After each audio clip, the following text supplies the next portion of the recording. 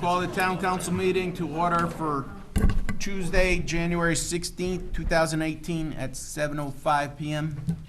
Start first with salute to the flag.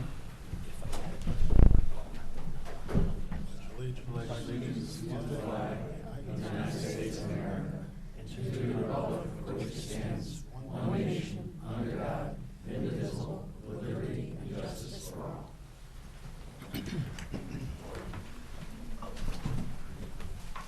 Roll call. Mayor Duty, Here. Deputy Mayor Angeloni, Councilor Candelora, Councilor Diamond. Here. Councilor Fawnin. Here. Councilor Miller.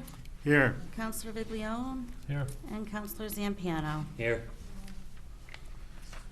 Motion to approve the January 2nd, 2018 water pollution control and regular town council agenda, or minutes, I should say.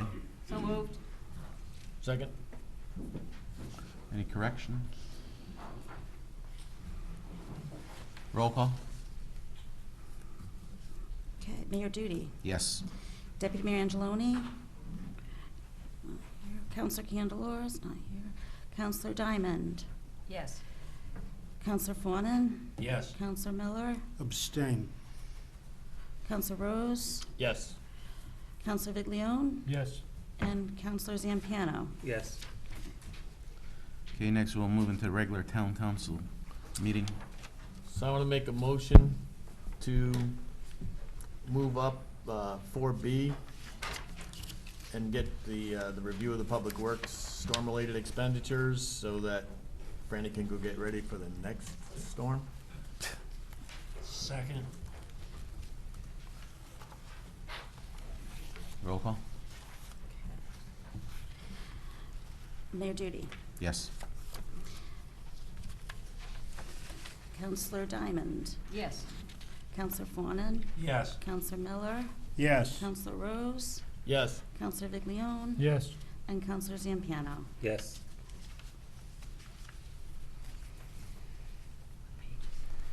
Okay, we'll now review the Public Works Department storm-related expenditures. Yeah, you have in your packet, Fran had provided the issues there and also supplied the fact that we've had 8 storms already this season and one more obviously on the way hitting us tomorrow morning. And I think it's important to have these numbers so you can see where we're tracking with expenditures with respect to overtime and personnel, but also a close eye on salt. Obviously a big ticket item. In the past, I think we've been pretty good about calculator. Fran's done a great job in terms of monitoring and calculating that. But also want to bring to your attention the fact that each storm, and certainly Fran can go into detail, but each storm, there are issues with breakdowns in terms of the equipment. So they're doing the best that they can to stay on top of that and keep our fingers crossed we can get through without any major trucks going down or plows going down. But I thought it would be helpful to have that and to hear from Fran how the trajectory is for the budget. Yeah, so so far the numbers, I don't think you can see them in front of you, the overtime, unfortunately, we hit a couple of them already on double time and triple time, so that hurts the budget right away. So we've been out for 8 events so far this year. An event is one snowstorm, so if it took us 2 or 3 days, like the last one was like a 3-day long thing, that's one event. Just saying, I mean, we're in decent shape on the overtime. The seasonal that's the total for that is the whole year so far. You can see the snow and ice is at like $1,300. That's snow shovelers and whatnot that we bring in. The salt, you can see that we're at $133,000 so far this year. Now, mind you, we only started the season off with 50% of the salt, so we weren't a full barn when we started, so that there takes a chunk right off the top. We did start with liquid this year, which is, we're experimenting with all that. It seems to be going well. I'm going to talk about that during the budget season, how we actually got started doing that. How's the difference on performances? Well, it's interesting. It's a big learning curve for us, but when it's cold, it's very effective. When it's not as cold, we don't need it, so you don't use it. But it does on the low temperatures. You need liquid to make the salt work. So when you start getting down below 32, that's when the liquid kicks in. Now we buy salt right now pre-treated, 5 gallons per ton. So what we're doing is we're accelerating it, and we're hoping, we got an experiment going on tomorrow. If it snows now, they're backing it down a little bit. But we're trying to use straight salt and putting the liquid to the straight salt so we don't have to buy treated. Because the treated salt's a little bit more expensive than straight dry salt. Plus you pay liquid weight on top of it. So, more information to come once we get through the year. And, you know, and this project, with Anthony's help, we actually did this through, we bought the old state equipment from the state. So we spent very little money getting set up. I mean, a very little. It's probably a $70,000 project without the big storage tank. And we bought all the tanks for $100 for all the trucks. So, and then the big tank only cost us, 2 big tanks cost us $100 out of 18,000. So the whole project is you know, it's an experiment. We're putting things together, and so far so good. So yeah, the salt now, we're at 133,000. We had $81,000 left going into for the rest of the year. So it's about 200 ton, 2,000 ton of salt. So we're full right now. So Do you have a guesstimate about how much money you spent on repairs and stuff as a result of the storm? repairs this year are, I can't even, we haven't even paid for we have to pay the next. I'm sorry to hear that. The bill, we haven't paid all our bills yet for like, So we're it's a gonna month, be we're a month astronomical? behind. Well, it's not astronomical, it's a lot higher than it was in the past. We're starting to feel the pain of older stuff. We have, 2 of the trucks are 30 years old, and the other 2 are 27 and 28 years old, and those are mainline trucks. We haven't done a storm yet this year that we haven't had 2 breakdowns. So there's small things, nothing major, but we're having a hard time starting to find parts. We're going to, the last tank or air tank, we had to go through a junkyard to get a used one, because they're not making them. So the parts for the 30-year-old trucks are getting harder to get. So it's an issue. But we're surviving. I mean, we're putting them back together. We had 3 breakdowns the last storm. They're all back and running, and If we're faced with a replacement of a large piece of equipment, what's the acquisition time? about 250,000. No, I didn't ask dollars, I said time. Time, a year, A year. at least. Okay. The trucks the little trucks that we just bought, I just got word the other day, we're going out to bid for them, because I think we can do better than the state bid this year. We won't even see those till probably August. And that's a regular pickup truck in a 550, and a 350. Pretty much standard trucks. The bigger trucks are a lot longer. Okay. It's at least a year. So if we bought something in July, we might see it by June of the following year. Is that a build to order? Yes. The cab and chassis you could get, but it's the equipment that you got to put on. So, but that's pretty much it in a nutshell. Not a major big thing, but just something you guys gotta see, so you know what's going on going forward. And my other big thing is the trees that we, again, that's a whole nother number. That still hasn't slowed down at all. So, thank you. Thank you for putting me there too. All right, moving on to the reports of committees, boards, and commissions. Economic Development Commission. They did not meet because of weather. They're rescheduled to meet tomorrow at 5. They also have a notice out of their breakfast meeting that will be taking place next week on Tuesday, the 23rd at 7:30 a.m. here for business discussion with a featured speaker Christine Reardon on the Workforce Alliance concerning employee opportunity to train and employees, programs that she's going to outline for business that may want to take advantage of that. And also, I think you should have a copy in your folders of the final report on the First Impressions program that EDC was involved in with the town of Coventry. So that's it for EDC. Next is Park and Recreation. I think Rose is the Yeah. liaison. But Please. Lauren is here if you want to hear from. Rose is the liaison. Our December meeting was canceled. Our next one's January 23rd. Thank you. Police Commission? Police Commission met, they elected officers, John Pollock as chairman, and Dave Hall as vice chair, and Craig Miller as clerk. They've discussed several things. Everything went well. There is one item, I believe it's on our agenda, for the body cams, and they may be re-requesting an ordinance, which they have to present to the town council. Thank you. Fire Commission? Fire Commission, we met last Thursday, and it was a nice meeting. I learned some new stuff.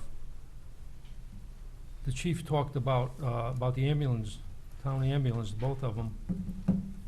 And I'm gonna let him explain all this to you because he knows a lot more about it than I do. We discussed the ambulance, repair for the ambulance. Engine 11, is that right, chief? Engine 11 was talked about, needs some work. The generator for Company 1, the bids are open on January 25th. We talked about firefighting gear, the life of firefighting gear, which is really important. And they also discussed a citizen that helped at the fire on Mill Road. And the chief wants to talk to us about that also. So I'll let him, you wanna do that now?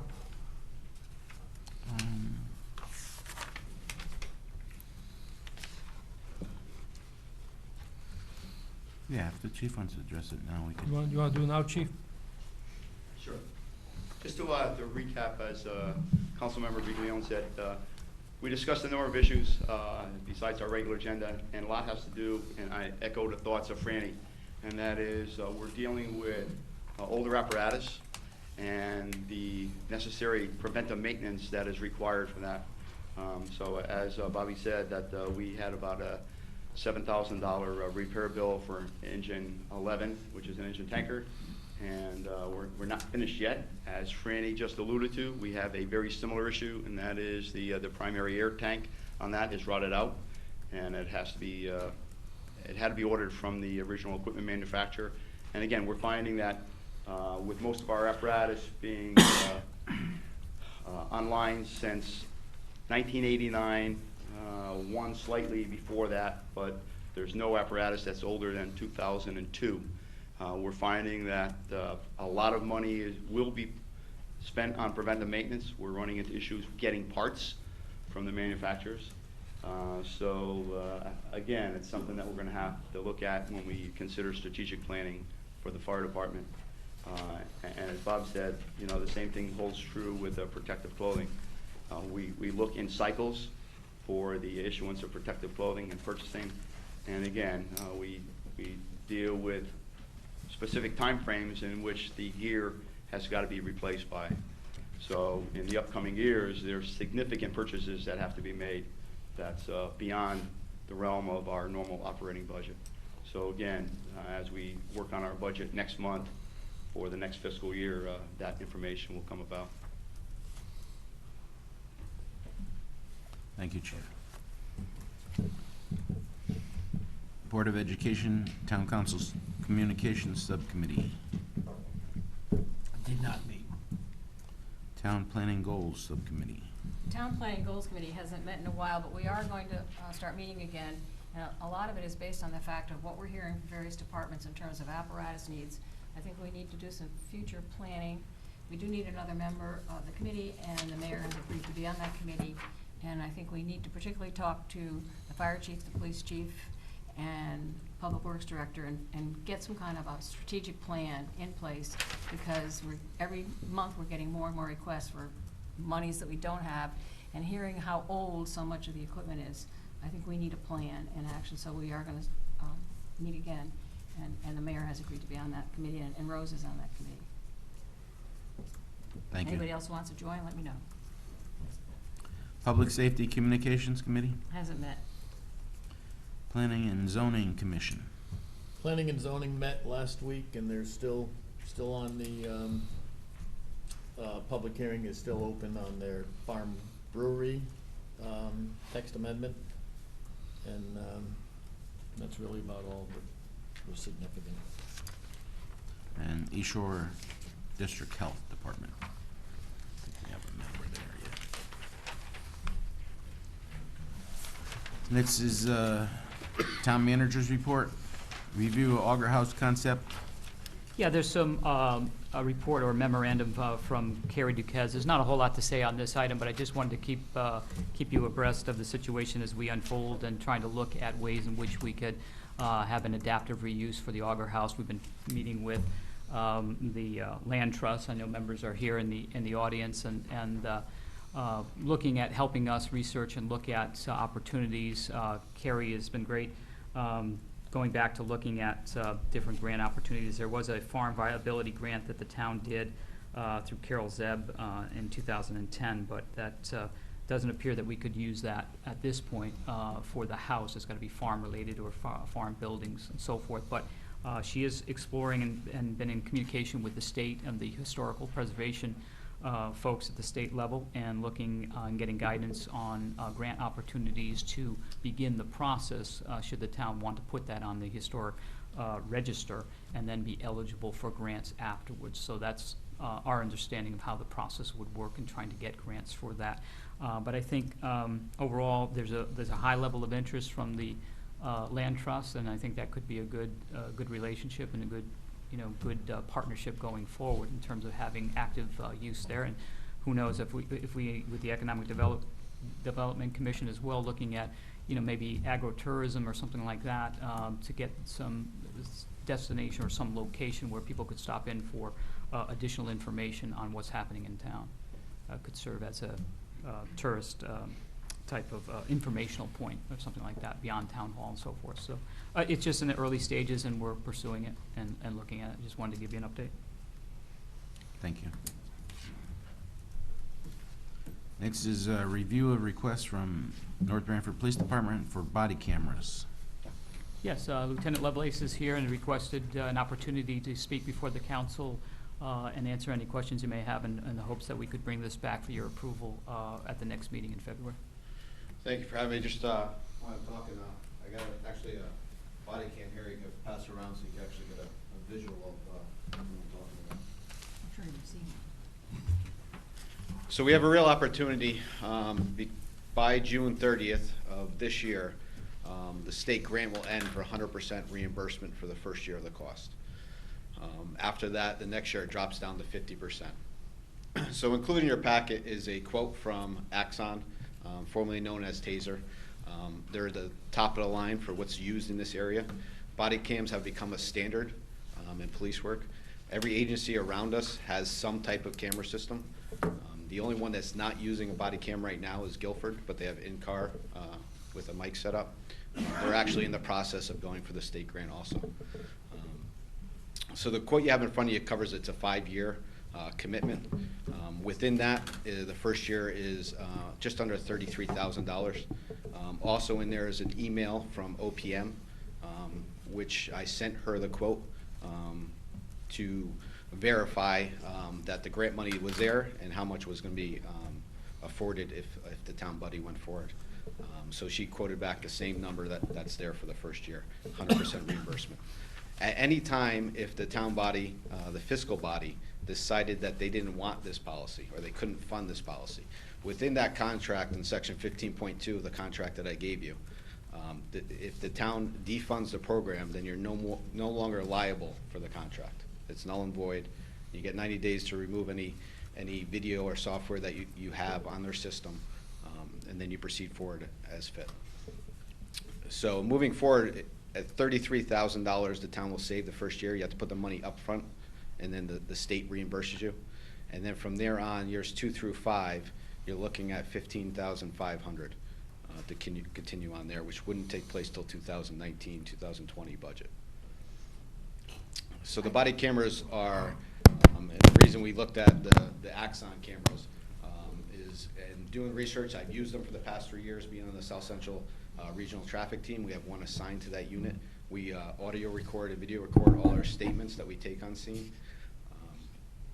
They're used for evidence collection, they're used for training, they're used for us to go back and look at incidents, if there was any misdoings.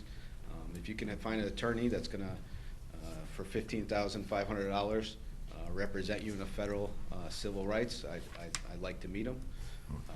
In a town right next to us 3 years ago, there was 4 officers involved in a lethal force incident, which happens to be a fatal incident for that individual. If it wasn't, and this is strictly from the chief's mouth, if it wasn't for their body cam footage, with the witness statements they had on scene, they would have had 4 officers federally indicted for that incident. So with that body camera footage, they were cleared by the state's attorney's office, solely on that footage. So the cameras capture up to 2 minutes before, and most cameras are set for 30 seconds before, from the time you activate them. This technology has grown, so they're Bluetooth capable. You can watch them right on your phone as the officer's viewing them. You could tag them, you could put notes in there. It's very user-friendly. They're also capable to work with your tasers, so God forbid the incident happened so quick you couldn't hit the button to activate your cam. There's batteries capable, that Bluetooth battery, as soon as you unholster your taser, the camera automatically goes on. And that's the same thing for your firearm. That's not included in that quote, but that's where the technology is going out there. They're very high-end. That's what they're known for, is their body cams, not their fleet cams, but their body cams. So that's where we're looking to start. I have a couple questions. Does that cost include the storage? Because I understand the storage is very expensive. That includes? Yes, it includes all the storage. So even the first year, that the state is paying for that storage. And then I read that you have to have mandatory training. Is that cost included or something that? Once a year, twice a year, we do in-house training anyway to cover various topics, so it would be included. So it would just be within- part of that? It would be part of Wouldn't be an that. extra cost? Yes. So, and then and I keep calling it taser because I've been calling it for taser for the first 10 years of my career. Axon will come up and they'll do the initial training within that quote that you have there. So they'll do the initial training and then the department will take it on from there. Also, when there's a statewide policy, I want to provide you all the information I could. So the statewide policy, all the uses, all the things you can do and can't do, is included in that packet. And that's at a minimum that you have to go by per the state of Connecticut. Is this program sufficient for every officer that's conceivably on the street on any given shift? Yes, every officer will have their own. And what about a backup camera if there's a? There's one quoted in there, and there's also an insurance policy in there. So we'll have one spare at the PD, and then any others we need, if any are damaged or for some reason are malfunctioning, whatever it is, you take them out of service, you send them back. In the meantime, they've already sent you one out in the mail. Totally replaceable. At 2.5 years, you get brand new cameras, and at the 5-year mark, you get brand new cameras, all within that quote. For no additional cost? At no additional cost, it's all. So there's a new system out there too, it's called the CAD RMS line in there. So when you have an officer on scene, and now they use GPS technology, and he activates his cam, as the other officers come on scene and they activate their cams, it links all those cameras in together. So whoever's there, GPS, the system is now pulling it all in. It takes a lot of legwork that other departments had to do from prior models that were out there for cameras. So the true yearly cost after the first cost, the $32,896 or whatever it is $15,500 a year? $15,500 a year. That's all? That's everything. Okay. That's everything. And like I said, for some reason fiscally it didn't work out, or the town decided they didn't like the program, then as long as you defund the program at your level, then the contract is null and void. And the storage is kept where? It's a cloud-based. Okay. But you can also download from that cloud and make DVD disc or whatever we need for the purposes, so. Routinely, I get phone calls from the court, and they're asking for our body cams, and the guy laughs on the phone, and he goes, I know you don't have them, but the prosecutor's requesting. And that's DUIs, traffic accidents, any use of force, they call down. And the investigators have to make the phone calls, even though we don't have them, but. So who else in the county besides us lacks body cameras? There's not anybody I can think of off the top of my head. Even New Haven PD just got them a short time ago. I think they started in December. They went off the state grant also. And they're usually, if anybody's the last, because they're a big agency, it's usually them, unless there's some kind of state funding. But everybody has some type of camera system. And like I said, Guilford's the only one next to us that uses a car fleet system with the mic, but they're going for the body camera system now with 100% for the grant. And July 1st, it drops down to 50% reimbursement. Tom, how do they address the HIPAA? Because that, I'm sure it has been addressed. Within the policy, if you flip through it, there's a section on there where if you go to hospitals, you're only to videotape, say the suspect or the witness that's down at the hospital. A lot of times it's both for when I go down for accidents. There's ways to manipulate the footage. I shouldn't use the word probably manipulate, but there's ways to blur out people's faces and stuff like that. If we ever had to send it to court for any reason or FOI'd, there's ways to do that within the program.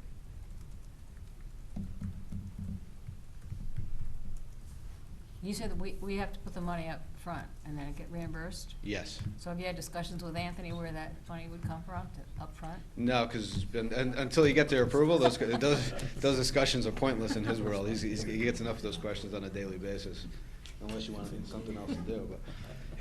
But so. Hey, Jim, what do we have to do with the storage? Like, how many years do you have to store it? So it's a minimum of 4 years, but within the cloud base, say for some reason, and the way I would quote it, I said, give us what you think we would need. And the second year of the quote, you see I upped that a little bit, because at that point you're going to have stored for some years. And even that exceeds what would a department our range would use, because I didn't want to come back to this body and say, hey, listen, you just started this program, but I need more money. So within that cloud-based system, you can download videos. If for some reason you were going to reach that max, you download them to DVDs, and you still have that storage concerned for the state of Connecticut to meet their retention records. So year 6, we don't know what that cost is. But yet, well, if we filmed in year 5, as you go we have along, to store that for as you 4 go years. along, the system works that you set. So let's just say we talk about a DUI for some reason, because we always get phone calls for the DUI footage.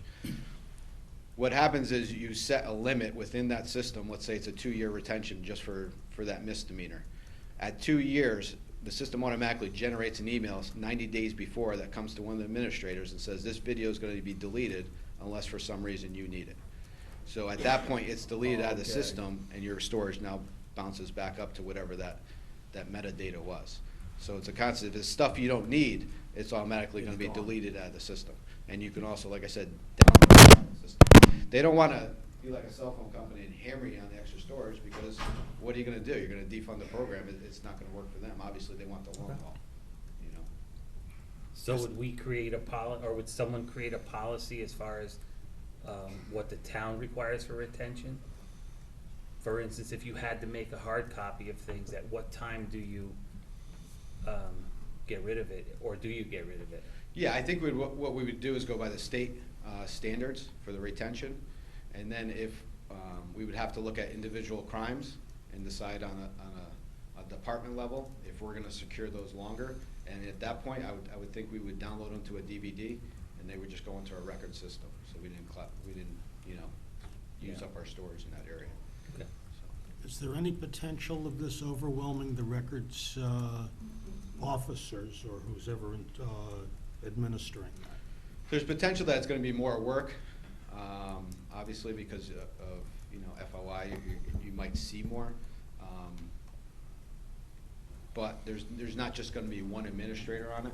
So we're going to have multiple people that would probably be myself, including the records officer and probably someone for the Dex Bureau, so they have full access if they need it for their investigations. So there'll be multiple people that can handle the task, so. And we do that now with FOI requests, whether the records officer in, I'll take it, if he's in, he'll take it, it all depends on what comes in.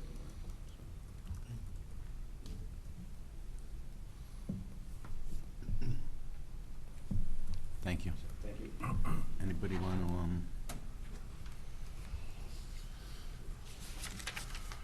What do we need to do with it, or nothing for us? No, nothing you need to do tonight. If you have further questions, I can, get them to Jim, and what I'm gonna do is get it ready for the appropriation and the funding for the reimbursement of the program, and have you approve both the funding and the grant itself, to give, I think is probably part of that, to sign off, and I'll prepare it for the February 6th meeting. Yep. Bring that back. thank you. I just have one more quick question.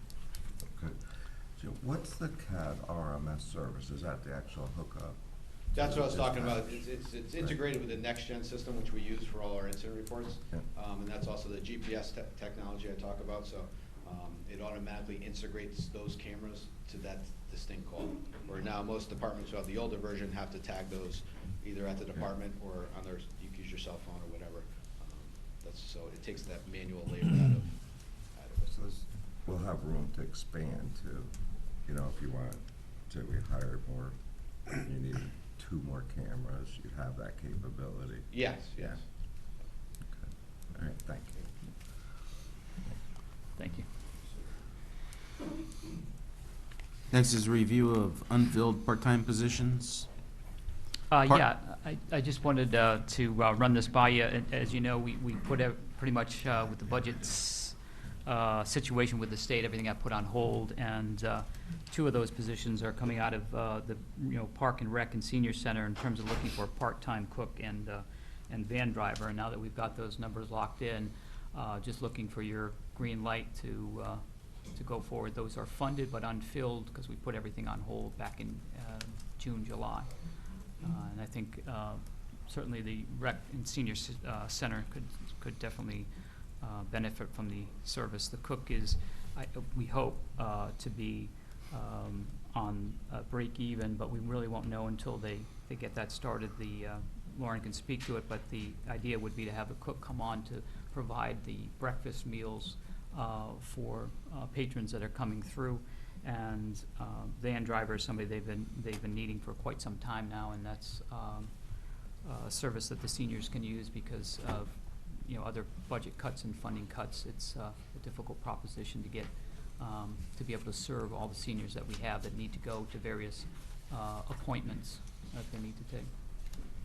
Okay, motion to move the part-time cook for Park and Recreation. So moved. Second? Any discussion?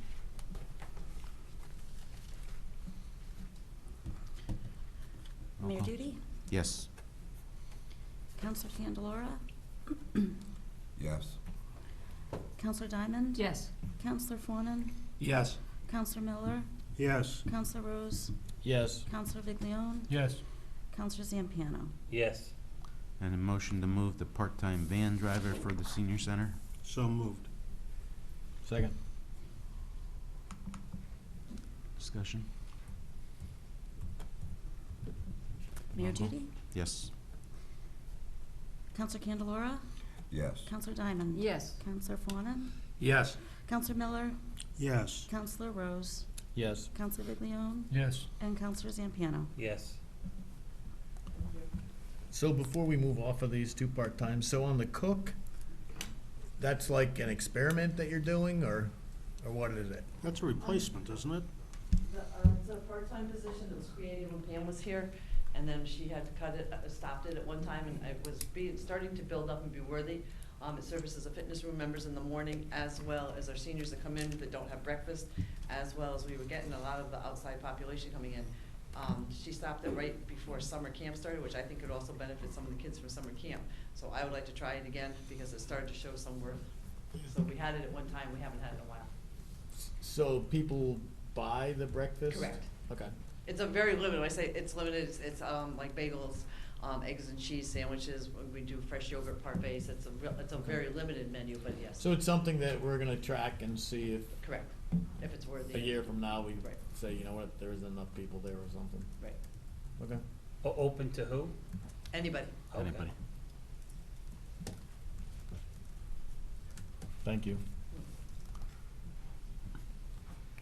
The other item is the part-time economic development coordinator, which was also put on hold, and I had put together, or put in the proposal from CERC. So in this particular case, you can go either way. You could hire a part-time coordinator, or through a contractual agreement with CERC, get a professional. It would be more limited hours based on that rate that they have in there to do that. And not that you necessarily need a vote or action to take on that tonight. I think the EDC did not meet and would like an opportunity to mold this around as well, so that I can certainly repackage that and bring that back for the Yeah.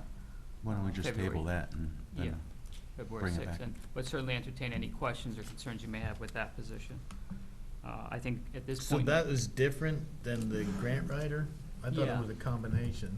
Yeah, well, I think we at this point, we've separated out, and council went with the grant writer. The grant writer is obviously someone we'll pay when we engage their services. We'd be coming out of the same fund. The economic development coordinator, I think, was important, and I believe the EDC thinks so, to focus on economic development issues of retention and expansion, marketing, things of that nature, versus grant writing, because it's only going to be so many hours per week that you can devote to someone.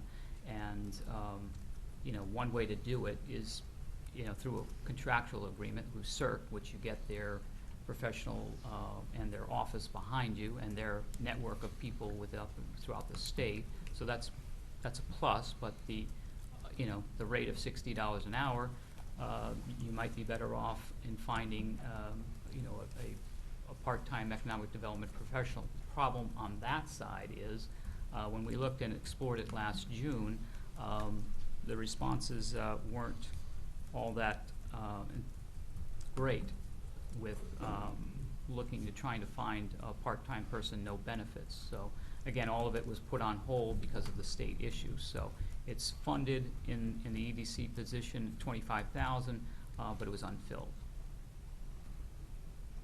And I don't have a magic crystal ball. I kind of lean toward the CERC person, just because I know it's a very narrow market to try and find an economic development professional who would come in for 19 hours a week. And I'm not sure they're qualified, but in CERC, we have someone in terms of a professional that has some experience and designation. There's a write-up in there in terms of the towns they're working with and what they're doing. So I thought as an option to actually hiring someone. But again, I'd like to bring it back to the EDC for tomorrow night, see what their input is, and then bring it back, package it for the 6th, for your consideration on the 6th, and certainly answer any questions you have before then. Well, has the EDC put together a scope for this position? We had originally a job description, which I'll repackage and pull that out, in terms of, part-time up to 19 hours a week, looking at. Because if I remember correctly, the position was approved without a job description. So, well, it was, because I attended all the meetings. And I did get up and mention that at public comment, so I'm just curious, I'm just asking, is there a scope to the project, a scope to the position? What's possibly to be gained, and what you think we'll actually realize out of it? Has that been put together? It's That's what I'm asking. Yeah, it's been talked about, and it's hard to quantify and to know what you get out of an economic development professional, other than if they were, over time to say, listen, it resulted in working directly with XYZ business, and they were able to get them through an expansion project, or help them with some other grant writing with the state, or program with the state for manufacture or something of that nature. Another issue of terms of of branding or simply outreach, and looking at things, it's hard, it's sort of the whole profession is rather intangible, when you're not pointing directly to, okay, I brought in a chain store and they located here in town, something like that, a big box retail or something like that. And those are hard.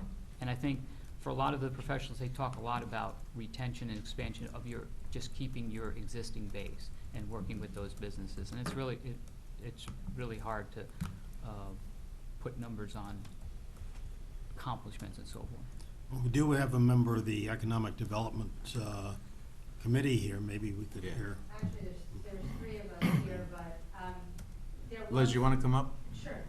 Sorry, I'm not really dressed in prepared, but, so there was a description in your packets at some point last year. Chris had done an extensive job getting together information, correct, on a job description. And I know you were given that information. We've been up in front of you quite a few times, and absolutely what the packet you have in front of you from CERC, it's a very reputable organization. We've all kind of picked it apart via email and been emailing back and forth, and we all have a lot of questions. And I think we need some meat to our questions. It looks like a great description, but there's fluff in there, and we'd want some hard number information, like what is this $60 an hour person that's helping, I guess it's Hamden and Killingworth, and I don't recall the other town. What have they done, for these towns so far as grant writing, bringing in businesses, who they've met with?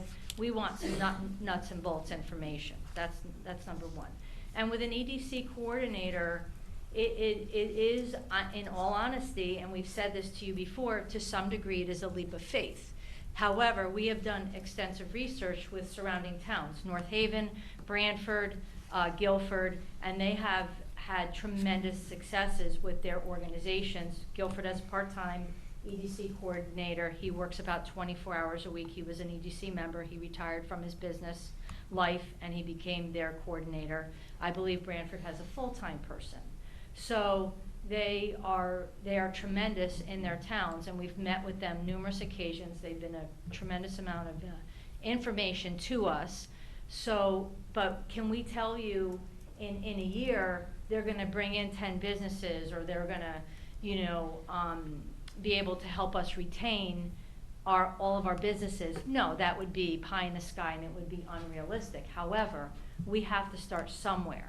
And with us being 5 volunteers, as we've said, 3 of whom work full-time, we need a grant writer, and we were hoping that position would be combined, but we think 24, 25 hours a week, that would lead us as a community to be able to really network, and that's what an EDC coordinator does. They network regionally, and that's been the success with programs like Rex and the coordinator in Guilford and in Branford.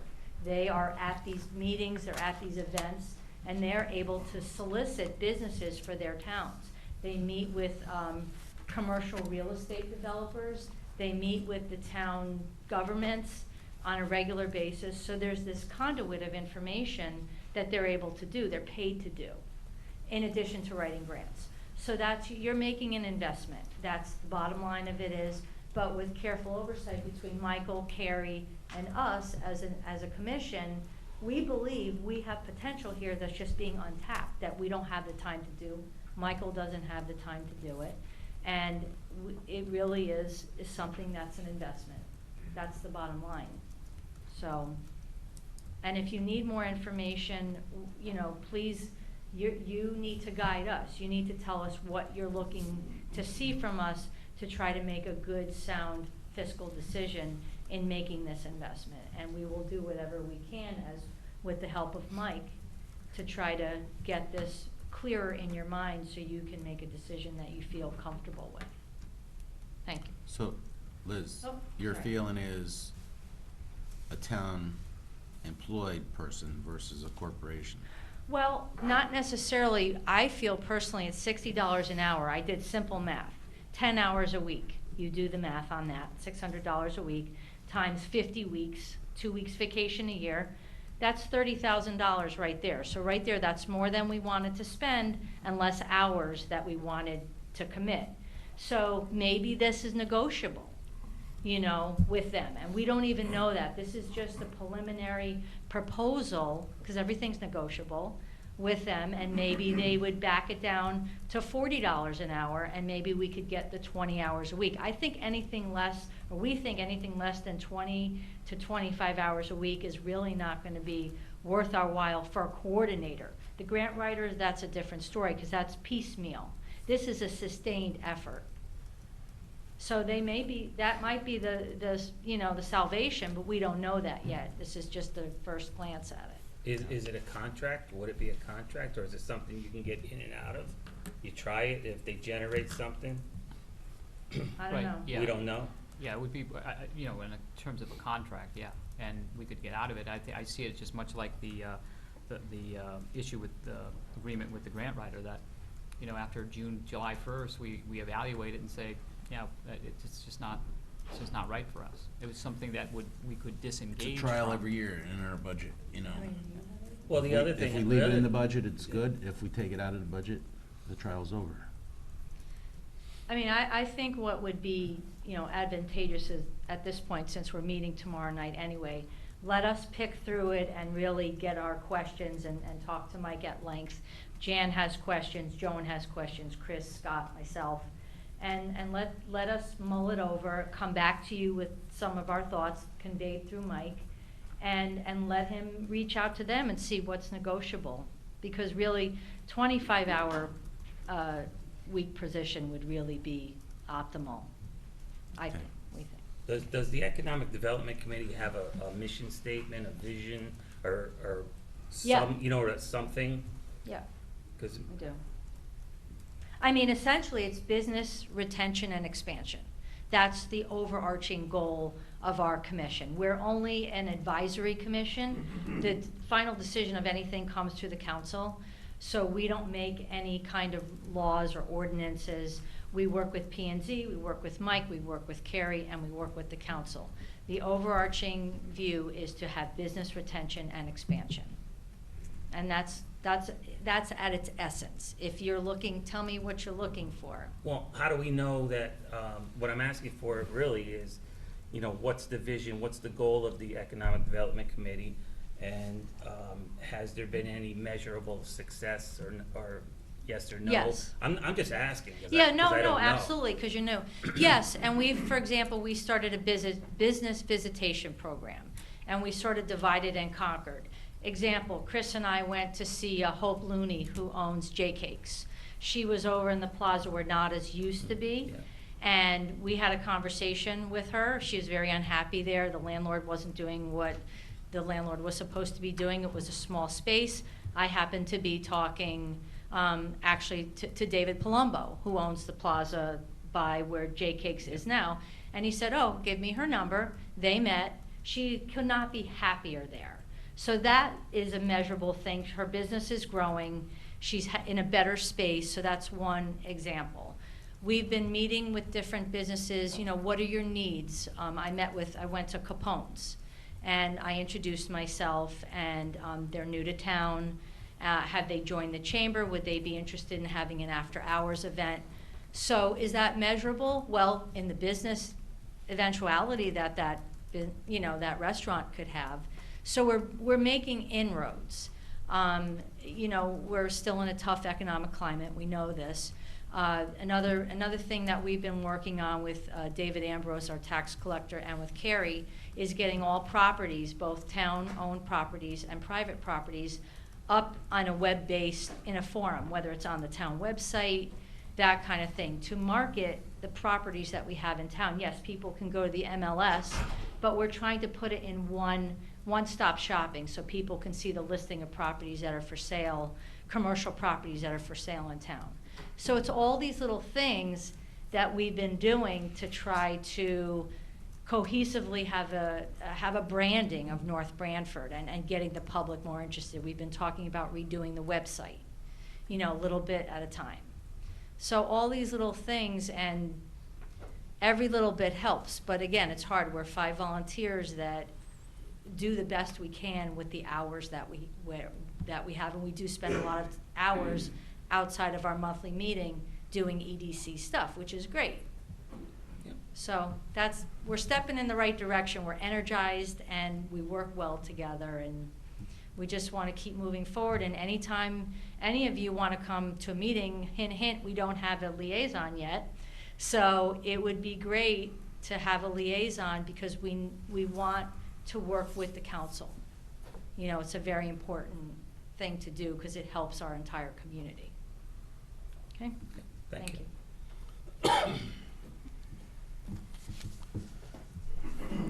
Okay, next is update on request to honor Floyd Parnes. Not much to report, other than it's a work in progress. We are trying to get dates and schedule that meeting, so we'll have. I'm gonna be putting that together. I Yeah. spoke with Rose. You did, okay. Yeah, and I'm gonna be putting that together. I actually talked to the student tonight before I came here. Oh, great. So in the next couple weeks, we'll put a meeting together and get that going. Right, Thank thank you. you, Tom. Next is community events and presentations. Next is citizen statements, petitions, and correspondence. Hi, Chris Kranick, 49 Cortlandt Drive. I just want to follow up a little bit about what Liz gave an overview on, which I think is an excellent overview. And the only thing I would add to her overview is that in summary, we haven't really had a chance to look into this CERC part-time position, $60 an hour, as much as we've had time to look into the full-time or part-time economic development coordinator. So having said that, taking off my economic development hat for a moment, just as a taxpayer, you know, I would like to ask the town council, you know, what's their vision? You know, in my opinion, we have failed miserably on economic development. So we have to look at, are we happy with the economic development that we've achieved in the last 10 or 15 years? And if not, is what we did in that time period, are we going to continue to do that, or are we going to change course? So there's no easy answers, but I think economic development is the lifeblood of our whole budget, and a considerable effort has to be put on it. I mean, nothing would make me happier than, you know, for the town council to come up with an economic development plan. I mean, I'm open to anything. I can just, only thing I can do is look back at what we've done and see the results that we have and say that we're not cutting it. And I would add that as the liaison board member of the EDC with the Shoreline Chamber of Commerce, I went to meetings twice a month and once in New Haven at CERC. And the twice a month meetings with the Shoreline Chamber, I mean, the part-time and the full-time economic development coordinator do an enormous amount of work. I mean, it's a serious full-time focus on what they're doing. So just logically, can we expect economic development to come from a volunteer board? I just don't think it's a reasonable plan. So I hope that this topic stays front and center, because I think it's the answer to a lot of our budget problems for sure, and we need the money to do the things we want to do. And whether it's an economic coordinator, whether it's CERC, whether it's another idea, I'm happy to listen and contribute, but I don't think what we're doing now is working.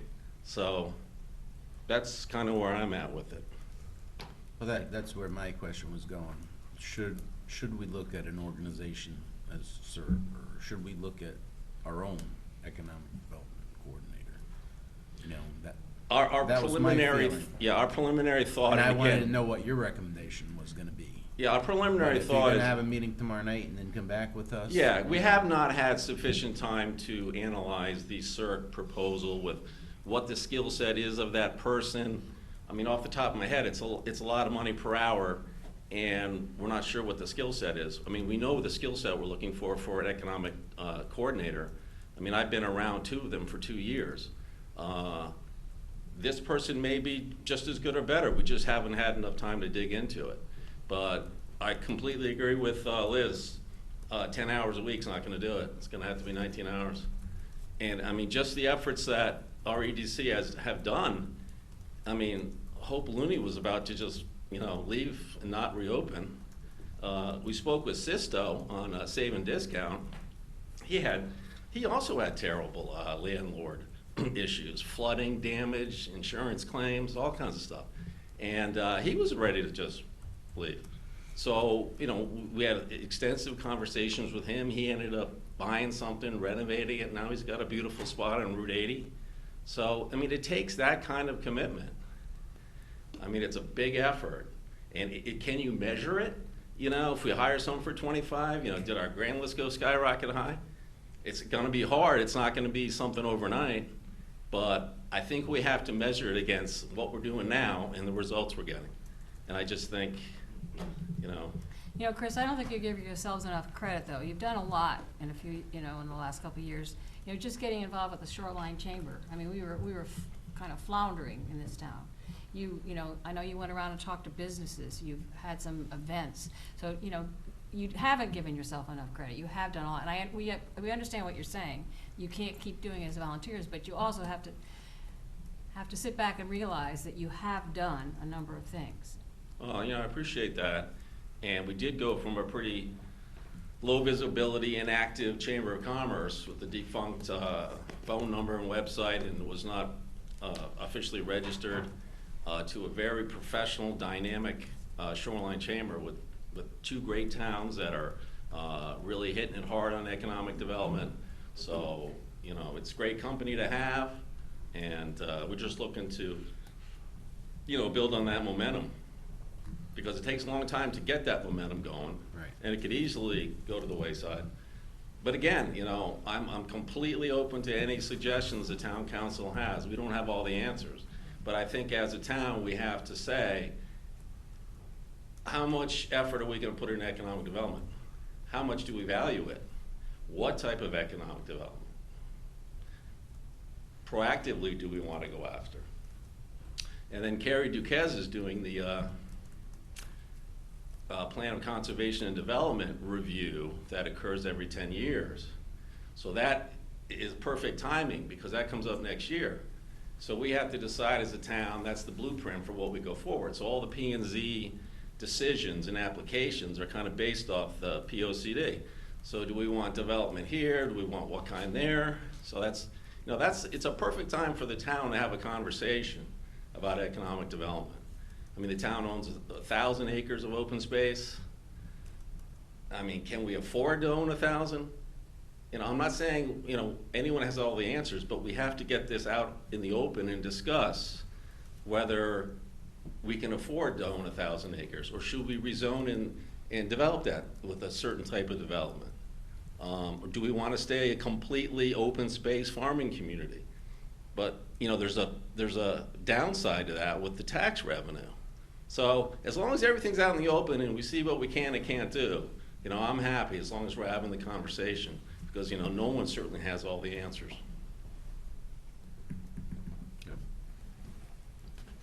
Thank Any you. other questions? Thank you.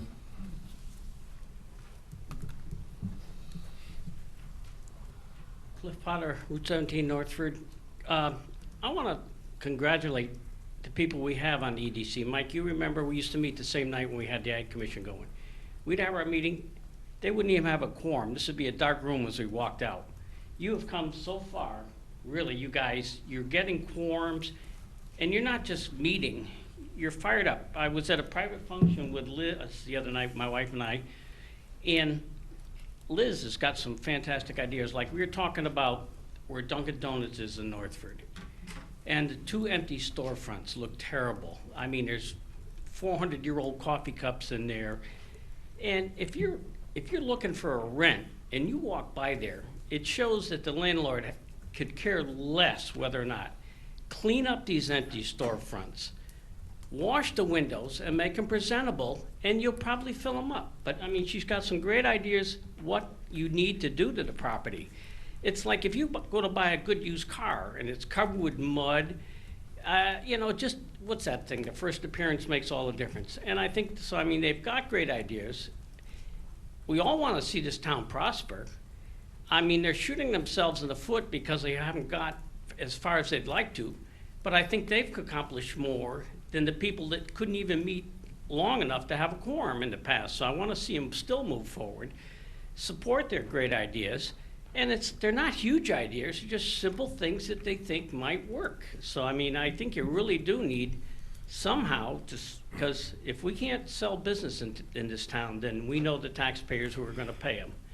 You know, so, I mean, I mean, like I say, I'm amazed, Chris, because you're really shooting yourself in the foot because you have accomplished so much. You're out there now in the shoreline. We're not just North Branford in our nutshell, all alone. You're recognized along the shoreline now. So I think you're gonna move up, and it's not gonna be easy, but I think if the town council just kind of meets with them and fresh ideas. If you put a bunch of people that wanna accomplish the same thing, you're gonna get some good ideas, and it may not cost you a cent. So I think we really all somehow should support them. Get a column in the Tutucket Times every week, or every other week, or once a month, say, this is what economic development wants to do. And just put it out there where people can see it. I mean, I think we tend to put them in their little box and say, well, they're gonna get it done. Well, they can't do it alone, so there's maybe things we can do around town to help them. And so, I mean, just like I say, Liz had some great ideas about cleaning the storefronts up. That's a great start. Because we have a lot of empty storefronts. Central Plaza, that dinosaur of a grocery store, we never know what's gonna happen with that thing. It's gonna eventually cave in from lack of use, who knows? But I mean, get after these landlords, see if they want to be proactive. I mean, if they got somebody in there, they're going to get rent. So it's a win-win situation. If you could somehow pull them in and say, what do you want from us? And this is what we want from you. But I think if we just let these landlords just keep doing what they're doing, we're not going to go anywhere. I think they need to be brought in line more and clean up the buildings they have. Unless they're living high on the hog and they don't need the rent. But we do need the tax income in this town. Thank you.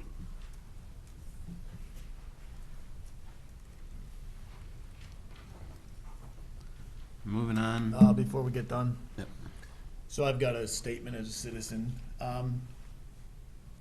So I'm gonna speak for my entire family. A week ago, Saturday night, we had a pretty bad snowmobile accident on the farm. And I've gotta just commend the volunteer fire department and the ambulance corps or ambulance department, whatever they're called. It was about 0 out, and for the volunteers to come down there and, you know, leave their warm house and come out and have a lot of questions as to where it was, how they get there. Members of the fire department were calling family members that they knew to find out where it was, and because I talked with the chief, kind of had an incident on one of my nephews calling in the call. He didn't realize that on a cell phone it goes to the state police. So he couldn't understand why the guy didn't know where Rose Orchards was. So he hung up on him. And we had a really bad accident that, without their help, would have been, could have been 2 tragedies, and hats off to him.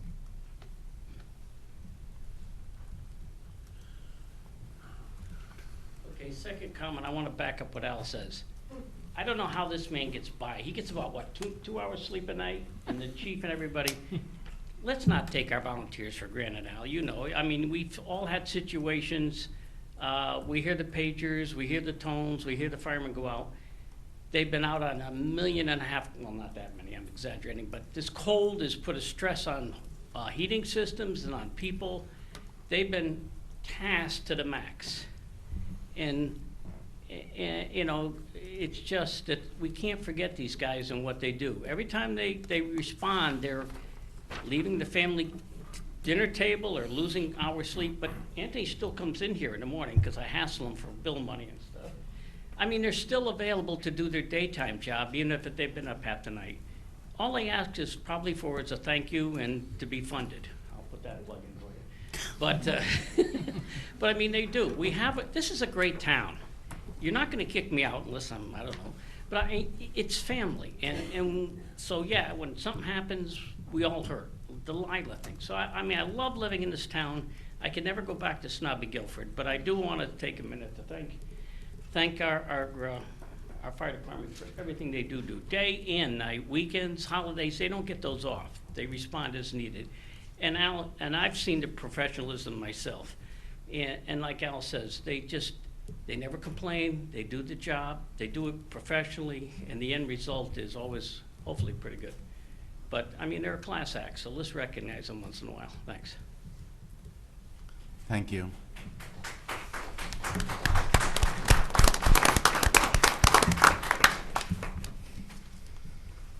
Next is the resignations and appointments. First is resignation of Diane Vumbeck from the Board of Education. And second is appointment of Vincent Mace Sr. to the Board of Education to replace Diane Vumbeck, term to expire 11/12/2019. So moved. Second. Discussion? Roll call? Mayor Duty. Yes. Counselor Candelora. Yes. Counselor Diamond. Yes. Counselor Fawnin. Yes. Counselor Miller. Yes. Counselor Rose. Yes. Counselor Viglione. Yes. And Counselor Zampiano. Yes. Moving to unfinished business discussion and action, approval of proposed ordinance 2017-1, Chapter 40, entitled Fire Department, which was tabled. We all set with that, Mike? Yeah, I think you had asked for the highlighted version and the Yep. the changes there, so those are included in your packet. And I think we're down to just the two issues, obviously, in this section, the fees, which I think there's some hesitancy on, and the locked box or knock box, key lock boxes is the terminology, and I think there was some discussion from Counselor Angeloni at last meeting, just on tweaking the fine, I believe is what she had asked for, and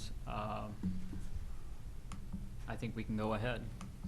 Or you can break it up. If you're not comfortable with the fees, you can set that aside and proceed with lockbox. I know the lockbox has to be done, and I know Rose had some concerns about the fees, and I think Tom had some concerns about the fees. Yeah, I just have concerns about, I was looking at it as two separate pieces. I know it's all encompassed, but the lockbox is one issue. But all the other fees, in a spirit of economic development, we don't have them now. I don't know why we would want to put them in as we're trying to build our economic development. Those are gonna be a lot of nuisances for businesses, and in my opinion, I don't see the need.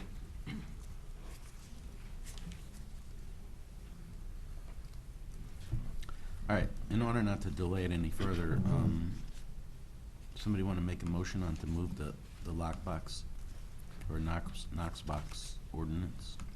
I'm going to move to adopt the Knox box ordinance.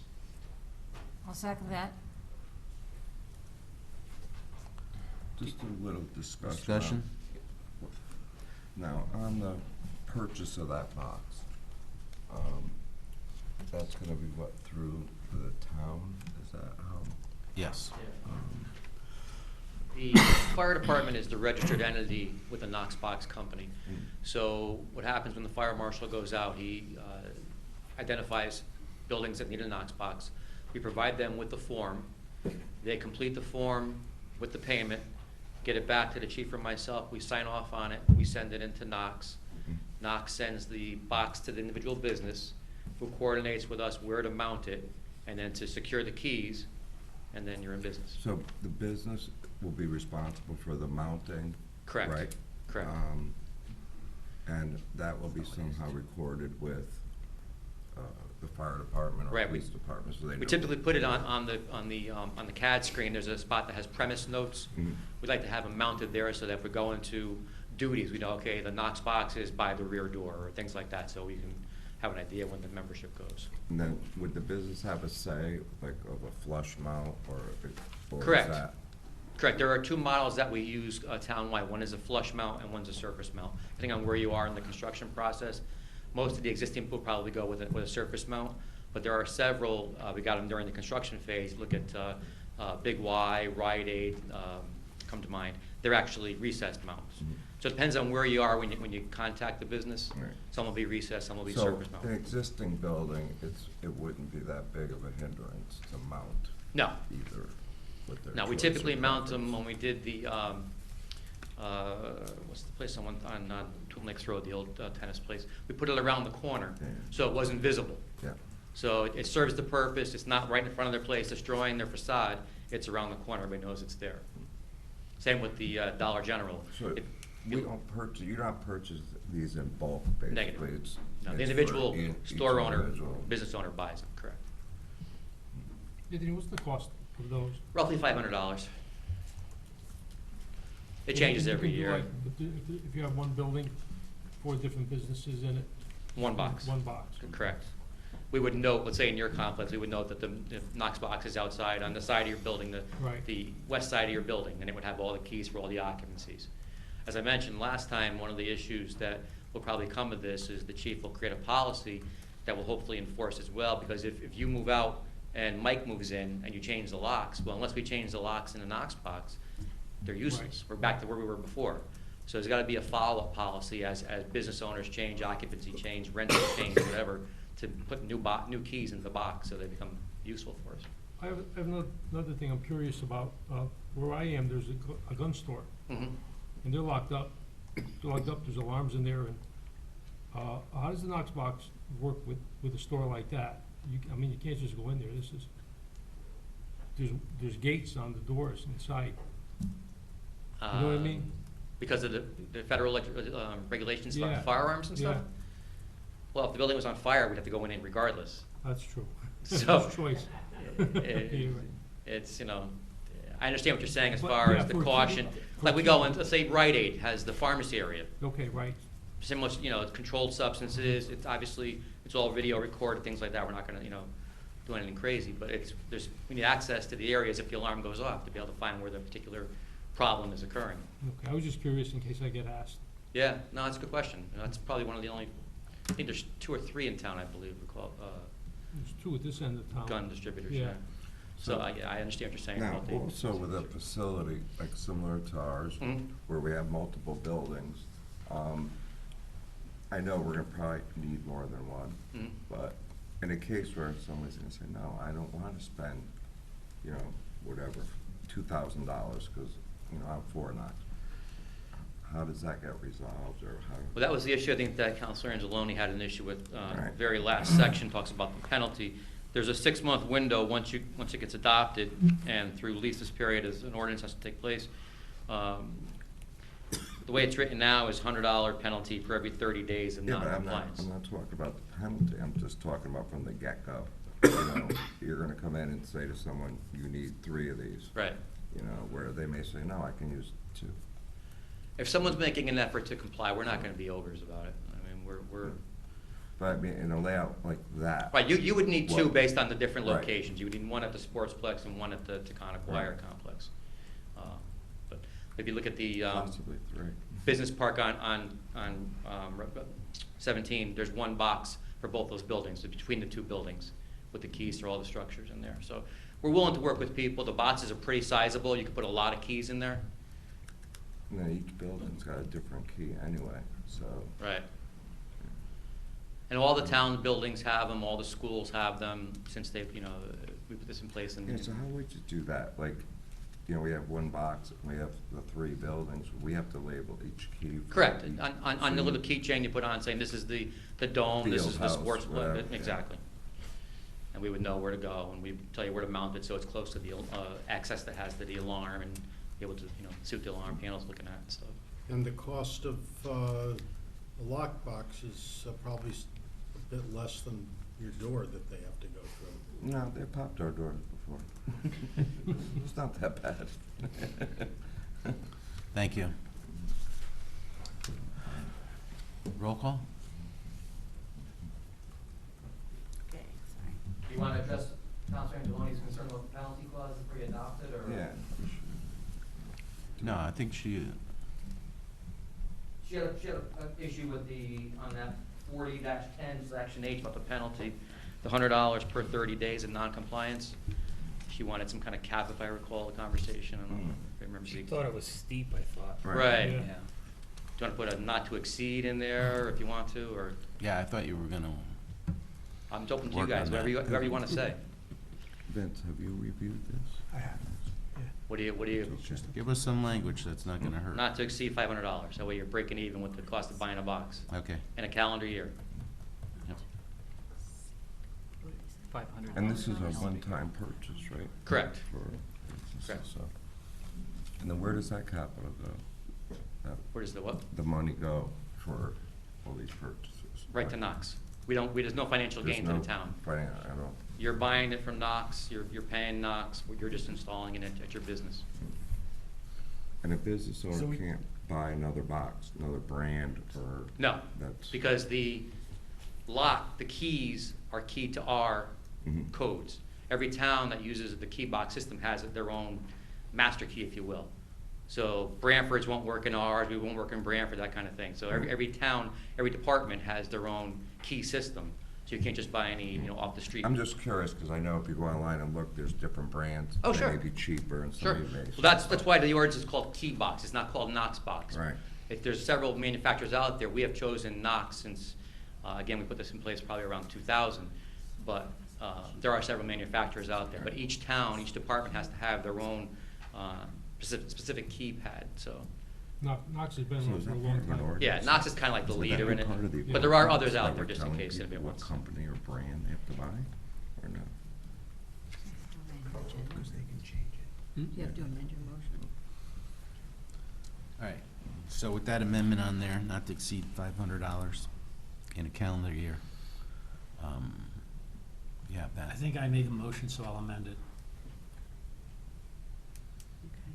So I have it as Counselor Fawnin moved, seconded by Counselor Diamond, to adopt the ordinance regarding the key lock box purchases with fees not to exceed $500 in a calendar year for noncompliance. Right. Correct? Is it fees or penalties? With fines. Penalties not to exceed $500. Penalties.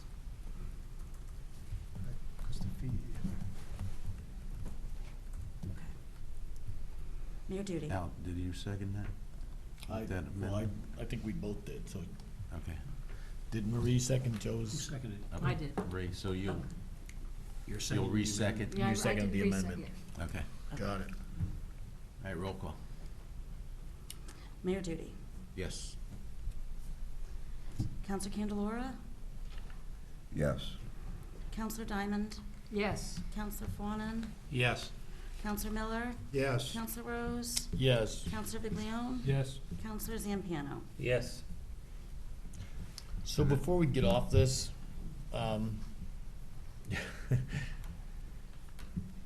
the fees, so I get lots of permits all over the place. And so some towns charge enough money on the building permit to cover everybody else. And North Branford wouldn't be one of those towns, we're not doing that. What do you mean And- by everybody else? To cover fire, zoning, Cover all the cover miscellaneous everybody. fees. To cover everybody in the, for the building permit. So some towns charge you a lot of money for the building permit, and they get challenged, and they've won in court, because it's like, well, no, we're paying our fire marshal, we're paying this guy, we're covering his office because he doesn't have a fee. So, I've gotta tell you, and I'm just on any commercial building, the fire marshal has to do a lot of work. And so now currently, like, say there's fire sprinklers, the fire marshal doesn't get paid to review that now. So I think, and maybe we don't have to do it tonight, but we really need to visit this, and maybe not everything in here we need to adopt, but the plan review, the inspections on, certainly on sprinkler systems and stuff like that, I mean, once you hit that threshold that you need it, I mean, we shouldn't be having the volunteer look at it to see if it's right. So, and there's no town around us that's not charging for it one way or the other. So we're not gonna, we scare businesses out of here because we don't have sewers and water and gas, not because we're gonna have a fee on our, so I think, at least in the future, this should be an agenda item that we look at all these fees, or maybe they could, maybe you guys could look at them again and take some out, I don't know. But we definitely should be funding, should be charging some of them. Well, I guess. And it's minimal, this is minimal money in the scope of a project. Right, but, so that we're not charging it now, does that mean the fire marshal doesn't do any of these inspections? No, he's doing them now. Right, and so Right. there wouldn't be a volunteer looking at it. Right, So. you're right. The he's only, the doing it way I during was his looking hours. at this is, we have a high mill rate. Mhm. We don't have access to a highway. We don't have sewers in many areas. This is just one more reason for someone not to come to town. Now, granted, it may not even apply, but it's not I don't think it's a deal breaker for the business, nor is it a deal breaker for the town, the way I look at it. That's all, that's why I was bringing it up, Al. Yep, and I totally agree with you, I get a lot of permits. Yeah. And I so I see appreciate this that. fee, Yep. Madison is an example of, they charge a lot for the building permit, and they actually were tried in court, and they won because they could say, oh, our zoning people have to review it, this one has to, and then, sometimes you go into, or you go into like the cities, there's a fee for everything, zoning, Yeah. the sewer, East Shore Health charges for the permit. So I'm just saying that, these fees for at least the new construction are really minimal, for plan review and stuff. Some of the other stuff, maybe we should look at, or they should look at, and they could do without, but I just think we should, that some of them are legit. Why don't we just table it for 6 months Okay. and have it come back? This way we see what everything looks like, Yeah. the whole economic climate, I what it's agree. gonna look like. This way we're not putting it off. Right. This way we got a time limit on it. It's coming back. Okay. Anthony, I have one more question. Excuse me, Mike. Just a quick one. How did the Knox boxes get activated? Is it from dispatch? Correct, it's from dispatch. The engine one will say, again on scene, can you activate my Knox box? I'll push the button from dispatch, it sends a code over the air to their Knox box in their truck, unleashes the box, they pull the key out and they go in. So Okay. it's all recorded, it's all over the air. But it's not the knockbox that's on site. This is all done, right, in dispatch of the fire truck. Yeah. Dispatch pushes the fire truck, Right. that's where the key is The locked box in that's a at the vault. location has no, Correct, yeah. it's all recorded on your end. Correct. There's a vault in the fire apparatus that Mhm. maintains the key, and there's the vault mounted to the business. So there's two different vaults. Okay. You're correct. In here, that all the company officers had their own Mhm. key that we carried all the time. You were responsible for it, not to lose it, Correct. and make sure it got turned in when you left, retired or whatever. So it's done differently now. I was just wondering how that worked. So Okay. does that mean there's one in every truck? The frontline engines, not every truck. Every truck that Engine would 1, show 2, up and 3. at- Well, hopefully, yes. Right, yeah, Hmm. okay. Alright. Is there a consensus to sit on this, fees for 6 months, or you wanna vote on it, or what do you wanna do on it? I think it's critical. If people want to review it, take some time to consider either eliminating or changing some of the numbers. Why not do it and do it correctly? Okay. I'm gonna make a motion to table it. Yeah, we'll just table it. All right. Next is review of public hearing status on 1599 Foxen Road. It's just to carry over whatever the council's pleasure. I don't know if you want to take action on that or not. Could you say that again, Mike? It's just been, it's been a carryover as an item that I think you've gotten all the information in terms of public hearing, and so I don't know if there's any other information you need other than make a decision what you want to do. Either, you know, open space or development. Or,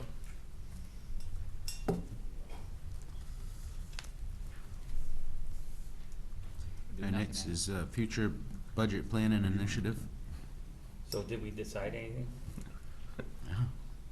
Will it fall into the list of properties?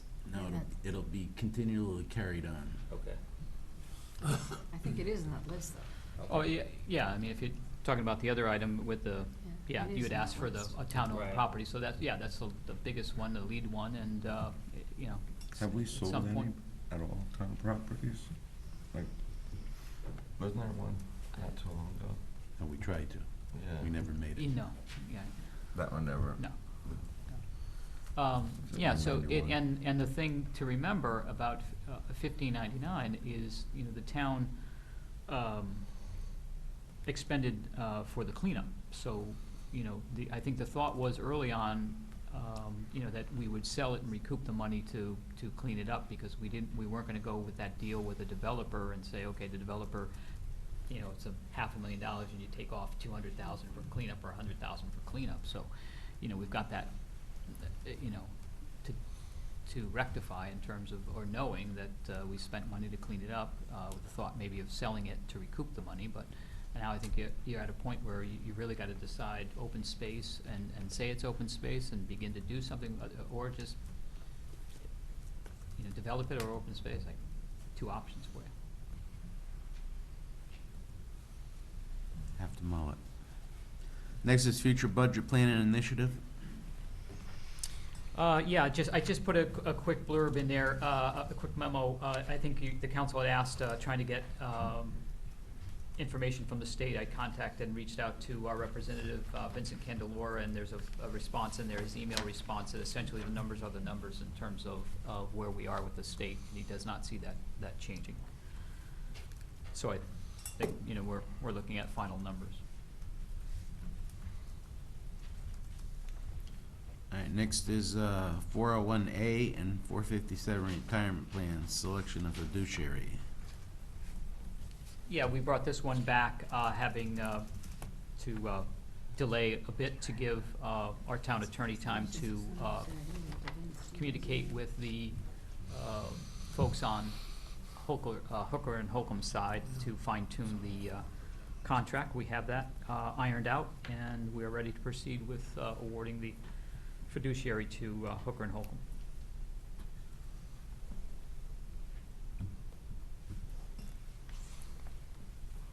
I have some questions on this again. So this is for people for defined contribution plan, right? Mhm. Like a 401. Right, Type- 457, type thing, 401, right. yeah. So who holds that program? Who is the firm that? ICMA holds the fund of the program, the investment firm.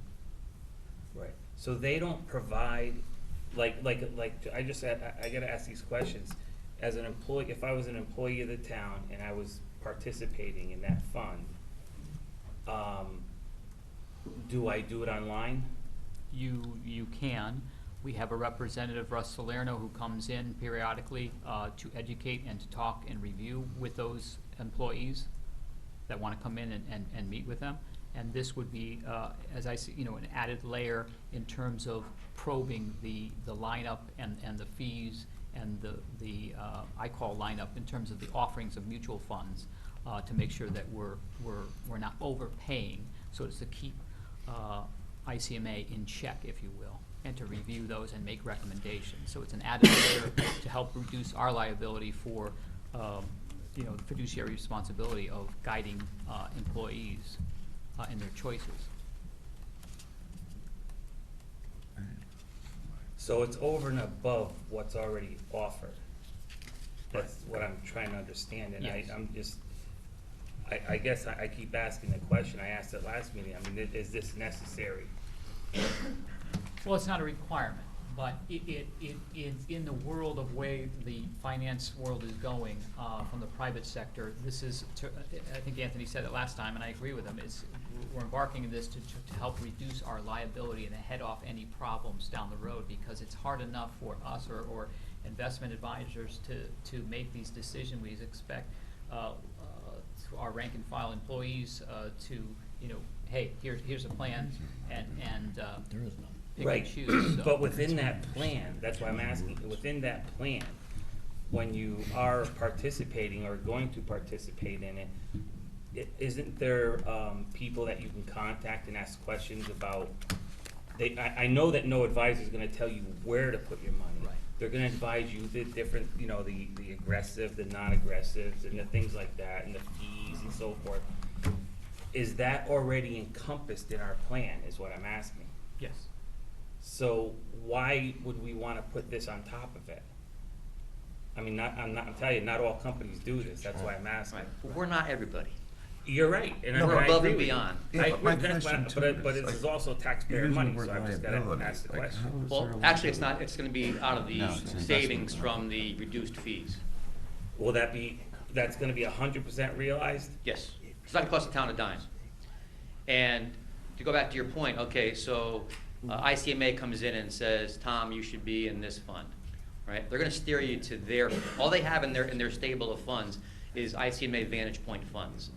You can't get into a Vanguard, you can't get into something else that you may really wanna get invested in, because we're not offering that. So this layer comes in and says, wait a minute, I think you guys should offer the Joe Fawnin Fund. Put that as part of your lineup. A subcommittee meets, we say, okay, we're gonna go to ICMA, we wanna include the Joe Fawnin Fund. People wanna invest in it, they can. If they don't, Okay. so be it. So If it's just a matter, Describing it like that, Andy, I was thinking of something different. I didn't realize that, I thought they were gonna guide people within the fund and not make recommendations to have things added to the funds, or to the plan. well, they're gonna look at the fees, they're gonna look at the agreement we have with ICMA, is it the Right. best deal we have currently? Right. They're identified that it's not the best deal that we have. Okay. They're gonna work on that. And then the lineup, as Mike mentioned, the lineup of investment opportunities that we're offering our employees, is it the best? Could there be tweaks? Certainly. And that's what their goal is, to kind of come as an independent person looking at it, compared to what ICMA is kind of gearing it towards ICMA products, if you will. Okay, thanks. But, see, I'm having a hard time figuring out who's paying the 7,300, because, so you're saying it's not costing the town any money, Correct. but it's really not costing the employees any money either, because, like, you have a plan. You're gonna get that plan whether we spend $7,300 on this a year, or whether we pay, so the town's paying this, or the pension fund is paying this, No, if right now we're paying, say, $1 in fees, yeah? and they could bring it down to, say, 80 cents a dollar on fees. But 10%, 10 cents of that, they're gonna say, that's gonna cover their cost. So me as an employee, instead of achieving a 20 cent on the dollar cost, I'm gonna achieve a 10 cent on the dollar cost, and 10 cents gonna be funding this guy. So it's actually, and as for my sake as an employee, then I'm getting expertise from this company who's telling me where I should be invested, offering more suggestions, looking out for me, basically. And it's costing me 10 basis points, if you will. It's reducing where they are currently. Okay, so, all right, so, I'm not sure I'm following you, but I'll Okay. submit. Now, though, so this is 7,300, it's under our bid, but how do we know this group for 7,300 is better than someone that might do it for 6,500? I solicited, I got 3 responses, 7,300, 7,200, and 25,000. They must be really good. They must be, I don't know. They're probably the firm that did our pension, Yeah, could be. .26 this Could year or be. whatever. So, we did get 3 different responses, and the 2 lower ends, Mike and I interviewed both of the respondents, and we felt that Hooker and Holcomb was the better of the 2. So again, it's not costing the town a dime. It's the 401A plan, the town's out of it, except putting the contribution in. The employees are gonna see savings that they're paying to ICMA now, but not the full amount of the savings. A portion of the savings is gonna be paying Hooker and Holcomb. And the hope is that not only will they have reduced savings, but they'll add some value and bring the investment rate up as well, so they'll have a double savings. Okay. All right, we have a suggested motion. Anybody want to move I'll on? make the motion, be it hereby resolved that the town, North Branford Town Council pursuant to the recommendation of the town manager and treasurer, finance director, and legal review by the town attorney, authorize the town manager and the treasurer, finance director to sign any and all documents necessary for the town to engage Hooker and Holcomb Investment Advisors Incorporated at the annual fee of $7,300 to serve as co-fiduciary for the town's 401A and 457 plans. Second. Discussion? Roll call? Mayor Duty. Yes. Counselor Candelora. Yes. Counselor Diamond. Yes. Counselor Fawnin. Yes. Counselor Miller. Yes. Counselor Rose. Abstain. Counselor Viglione. Yes. Counselor Zampano. Yes. Next item is review of ethics ordinance. That was Yeah, Rose. I did not hear from the council in terms of comments. I don't think the town attorney did either, so I don't know that there's anything we need to do with that. But again, Councilor Angeloni, Deputy Mayor, I'm sorry, Angeloni is not here. I think she had raised the issue possibly of code of conduct. But again, defer to the town attorney, but I think that could be incorporated into current ordinance with a modification or amendment versus a new ordinance. So in deference to the deputy mayor, We'll we just might table wanna. it, table Yes. it to the next Yeah. meeting. Well, we were supposed to send any questions we had to Dave in, Right. which I didn't. I do have some questions, which I get another week or so to Yeah. send them to you. Whenever Get 2 weeks. Okay. Next is the review of town-owned properties for commercial real estate broker services.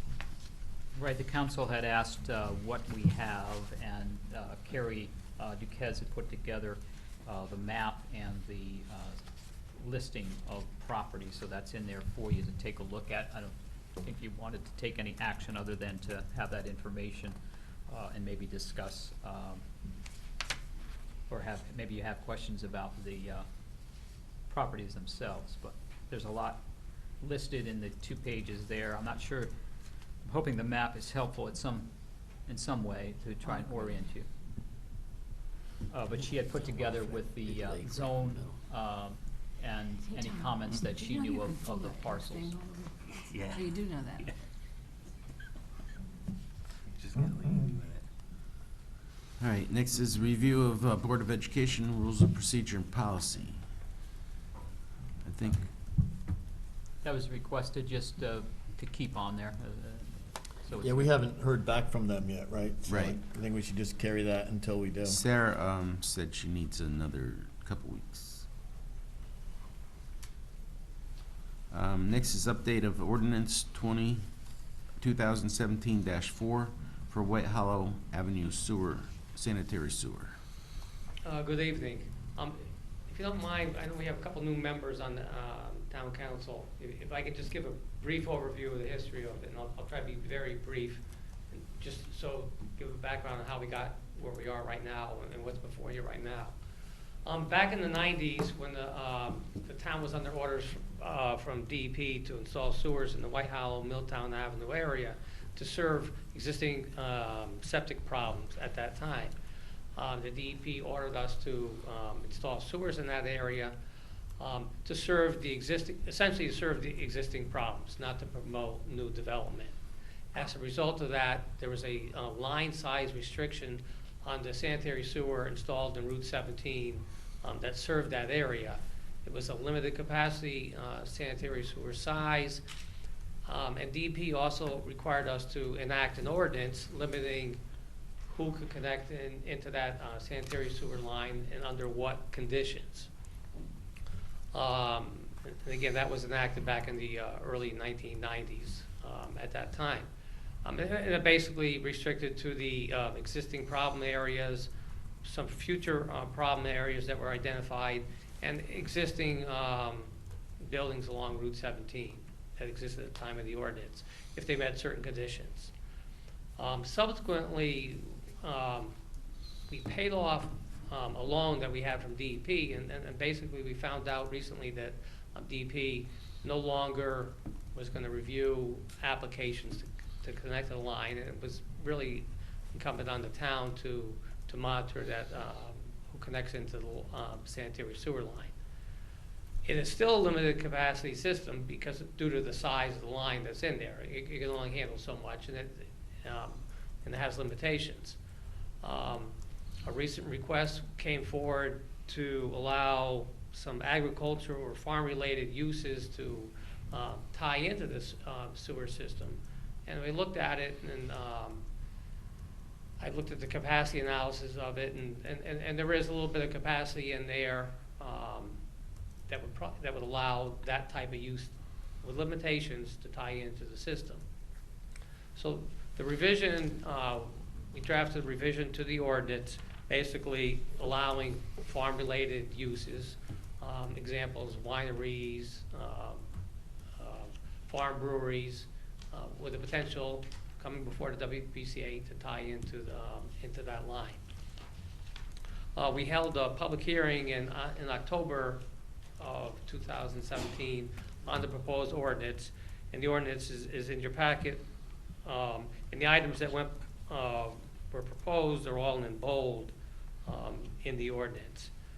And some questions came up in terms of the biggest one being in terms of if someone exceeds the allowable capacity, could there be a surcharge or essentially a penalty fee for them exceeding the authorization?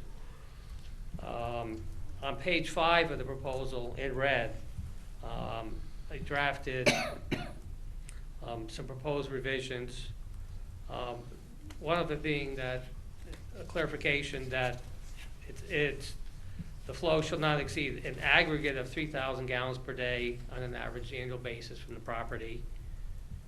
And the other one is that discharge of sewage flows in excess of 3,000 gallons per day on an average annual basis into the town sanitary sewer system shall result in all sewage flows in excess of the 3,000 gallons per day on an average annual basis, which is 1,095,000 gallons per year, being billed at the approved annual sewage billing rate plus a surcharge of a percentage to be determined by the town council, which would be applied to the total annual billable flows in excess of the 1,095,000 gallons. The intent with this was a concern that if they exceed their authorization, is there a way to make them accountable for it?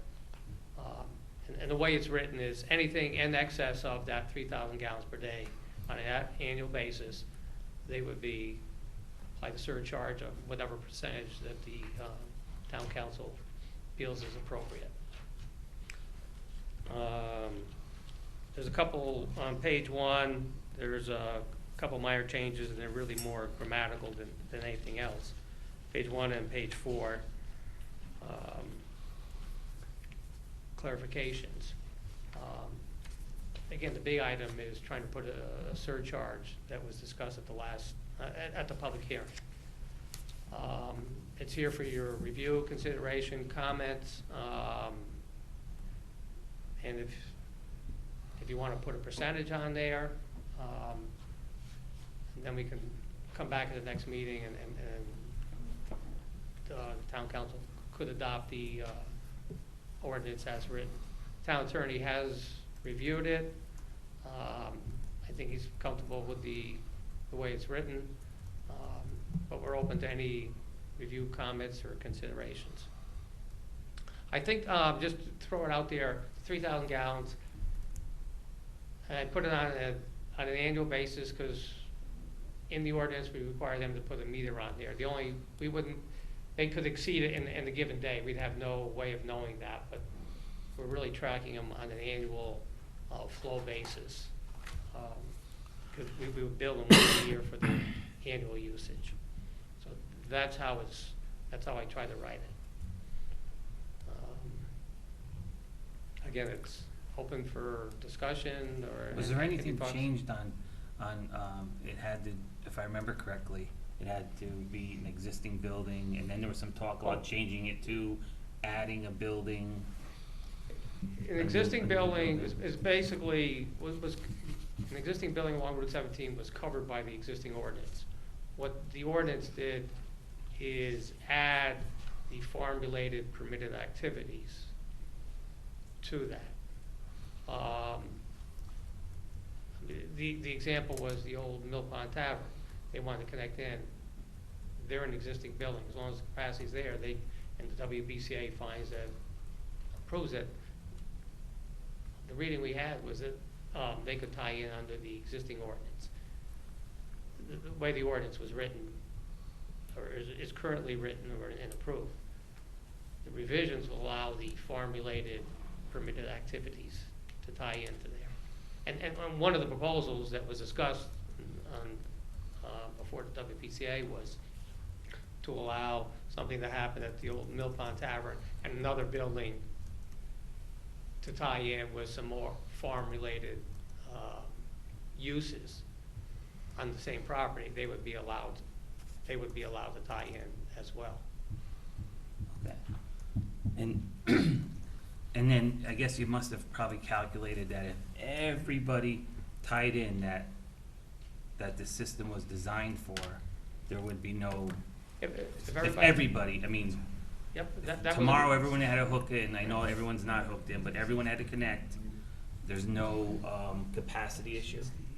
There wouldn't be again, and the way this is written, it's for a very limited, I mean, you might get one or two uses under this description that may want to tie into there along Route 17. Yeah, no, I'm not asking that. I'm asking is, if every residential home, because I think all this was, I believe this, when this was originally put in, the sewers were put in the town, it was for, that area was for residential, to tie in the White Hollows and all that area. And then, because I remember in the meeting, kept asking the capacity, is there enough capacity? So if everybody that is eligible to tie into that sewer tied in, I know it's a dream, but if they did, is there would that be maximum capacity? Okay, I think the one caveat is, we had, when it was written, it was primary area, which was areas that the sewers were actually installed to. Secondary areas, which are areas that have the potential, or that, you know, they had needs, but they didn't have any real pressing needs, and they could be handled on site, but we left capacity for them. And then there was reserve areas beyond that. If a couple reserve areas, which are pretty remote, I think, you know, we're on the edge right there. The one thing that, you know, that does change over time is, and you really can't put it into a calculation, is people switch over to low-flow toilets, low-flow fixtures. So the number that was estimated to be generated from a particular house back in the late 80s, early 90s, those numbers generally go down. The amount of people in the house has gone down. The amount of flow from any fixture has gone down. I'm still using the old numbers to try to be conservative. So, The water saver restrictions have yeah, saved. they have an impact. There's no doubt about it. So did you answer that question? Yeah. Yes, in an engineer's way, he answered it. Yeah. If you don't, All I'm looking if for you don't is understand He that, didn't really give you a yes or no. The answer, Sounds any, like a politician answer to me. yeah, but the answer is any foreseeable future. Like I said, there's some secondary reserve areas that in reality are never gonna have sewers. Okay. They'd be the ones sort of that may be on the fringe. so to break it down, we are in good shape. Yeah, and again, we're not talking about a lot of, that's why it's a very limited system. We're not opening up to all commercial development on 17, that just doesn't work. And the longer we delay this, It's it's as near as to what farm-related we're permitted talking activities. about. You may get one or two, I'm envisioning there. And I think the 3,000 gallon number is a conservative number, you know, per property. In reality, I doubt you'll see that with the types of water restrictions on fixtures and the like. So you're gonna come back? Well, again, He wants a percentage from us as a deterrent. again, and I guess the question is how punitive do you wanna, you know, on the last page, on page 5, I left it blank because I don't know what type of surcharge. If we do wanna put a 10% If surcharge. somebody's going to blatantly exceed the limit, and we have a surcharge of 10%, they're not gonna be impacted by that, they're gonna do it. Right. Right. So it's gotta be like 25% or more. Right. Yeah, they have to feel it. And if you Absorb it. remember, when we heard the real proponent of this application being the reuser of Mill Pond Tavern, Whack.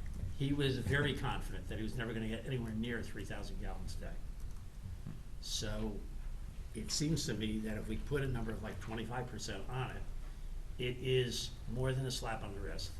It's something that you really need to keep focus on. And at the same time, it probably never is gonna come to pass with a farm use. And what do we pay for the discharge to, what is it, North Haven? Goes to North Haven. Or, right, North Haven? You know, could. That's who we pay, but how much do we Well, that's what I'm pay? saying, like, could we look Right. at that number and that- maybe, That's Well, correct. What we Right. essentially do is we, you know, in the end, they charge based upon their consumption. Exactly. If it's $1,000 for the use, and they exceed, I mean, if they exceed it by 50%, then they're paying a 50% surcharge on no, that. I know, what I'm just saying, asking, like, what are we paying, like, North Haven for X amount of gallons? Isn't it prorated based on what the cost of operation is over there?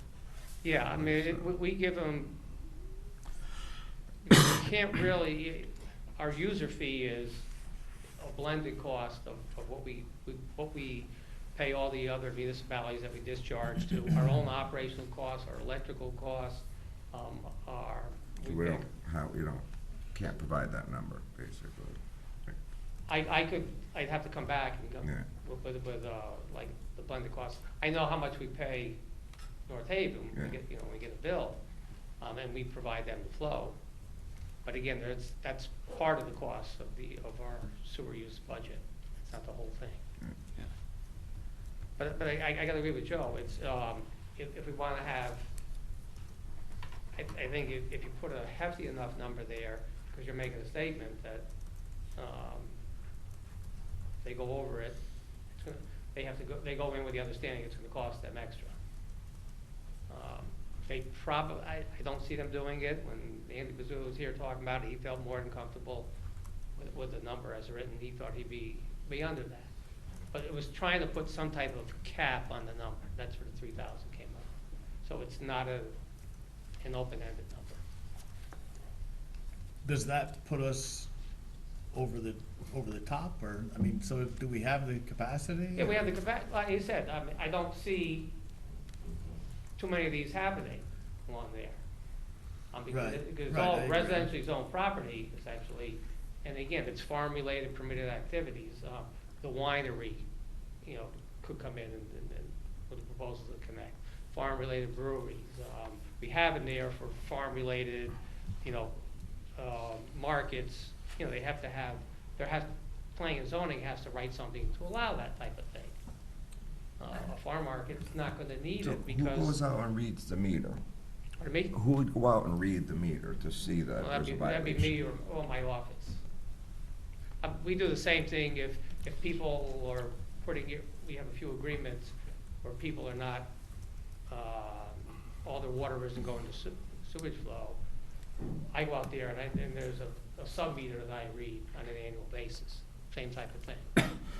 So at that point, let's say you go out, read the meter, there's an issue, whatever, however many gallons are over, then what happens? You generate some type of bill? Well, then there's a bill, and, that would be, they'd have to enter an agreement when they came to the WPCA looking for approval, and one of the conditions of that agreement would be anything in excess of the 1,095,000 gallons on an annual basis shall pay a surcharge of, we'd have to write, Right, like if it's 40%. put that right in the agreement, and that'd be filed on land records. Is there city water on 17 at No. those properties? So it's off a well. Yeah, so there's a limiting factor, they gotta they gotta put a well in to generate that much water. So, I just have to ask another question. You're beating this thing to death. Well, this is in the spirit of economic development. The vineyard across the street, Mhm. when they came forward looking for sewer use, what were they told? No. No. And I guess what I'm saying is, not that I don't want someone else to be able to create some business in town, but this is a perfect example of making it difficult for the economic system in town. No one brought up, hey, let's change the ordinance. But Tom, that was before the 20 years were up with the state. That's correct. That Okay, just, all right, my that just correction, thank happened, you then. and then I they didn't know were that. included in this Okay. ordinance. So they asked before the 20 years were up, and the Okay. state was like black and white. But at the same time, Absolutely but not. at the same time, you know, we as a town need to work with businesses and explain things like that to them and try to find ways for them to do business, rather than rejected, come back when you got your paperwork right. You know, we have to find a way that our system can work in a friendly way. Like, oh, you don't have the right paper? Let us show you how to get the right paper. Let us show you the right procedures. Let us help you, because we want you in our town. Just a comment. For what it's worth, you're probably going to see the winery take advantage of this, because he's talking about expanding his tasting room. Yeah, no, and I appreciate that too, but it's, you know, upset people, and then later on, you know, they get what we can do for them. I'm just saying, a probably more they didn't know all cooperative the facts. environment, you know, more cooperative spirit. That's all, it's just a comment. Again, I just got it, what Al brought up. I mean, that's what happened. DEP said, originally, you know, you're gonna have to live with this for the, you know, as long as that sewer line is in. They backed off once the recent finding was, once that loan had been paid off, they're pretty much out of the issue from the capacity point of view. Okay. So, and again, at this point, the revisions, the recent revisions are in red. If you wanna put, I mean, you can come back, but I can clean it up and put 25% in, Yeah. if people are comfortable with that. Clean it up and get it ready for consideration at the next meeting. Yep, sounds good. 5:30. With the 25%? I mean, Or that's, do 30%. Do 25.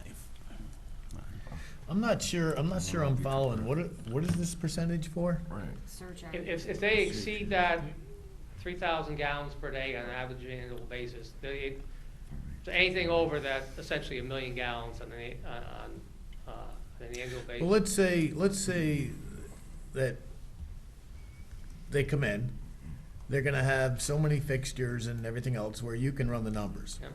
So they're not gonna exceed that unless they come in to add on, and you're gonna run the numbers again. Yeah, well, the concern was, what if, because they should be Cause you providing can't add us- on to a sewer system without paying more Right. anyway. They're gonna give us an estimate of the flows coming in, of what they anticipate generating. That's what I'm saying, because you're gonna see the meter. If they're running, it would be more if they're planning, they sell it as they're only doing dinner or events, and all of a sudden, they're doing a whole lot more events. And I mean, that's the kind of thing that could potentially generate it. I mean, we should know pretty good upfront, and I think their number's gonna be lower than this to begin with. Okay. It was just the idea of having a penalty in there that came up, if they exceed it. But that's how I was at, because you're gonna be reading the meter, so you're gonna eventually have a trail. Yeah. You know, They're gonna know long before. right. Yeah, I mean, Right. and again, they're gonna have their own well. They're gonna try to conserve as much water as possible. Oh, yeah. I mean, they're gonna that's gonna be a limiting factor right there But I mean, we're itself. not doing this ordinance just for one person. This No. is- No, we're writing it, Yeah. it's a general thing, and again, I don't see We're a doing it for whole two. lot of use. Yeah. Well, that's the way we're told. Right, I mean, That's then not that's the what way we're it should thinking. be. It's general, right? Because it sounds like we're All trying right, to so- cater this. Okay, so I will add You that got it. in and bring it back to next meeting. Thank you. See, just to tell you, that few minutes you had turned into 20 plus. That's why I'm always concerned when you get up. Take it from Anthony's side. All right. Next is reviewing, new business discussion and action review of approval of RFP for ECG Group for energy savings performance contracting. You may recall a few months ago, the topic was broached before the town council. We elected to proceed. We're happy to have Ashley Heinz here tonight from ECG Group, who's going to tell us what the next step in life is. In your packet is the RFP to go out to solicit to the energy service companies for them to come in and do an actual walkthrough of each of the town buildings, school buildings, identify the particular energy savings that they see. But I'll have Ashley come forward to address your question.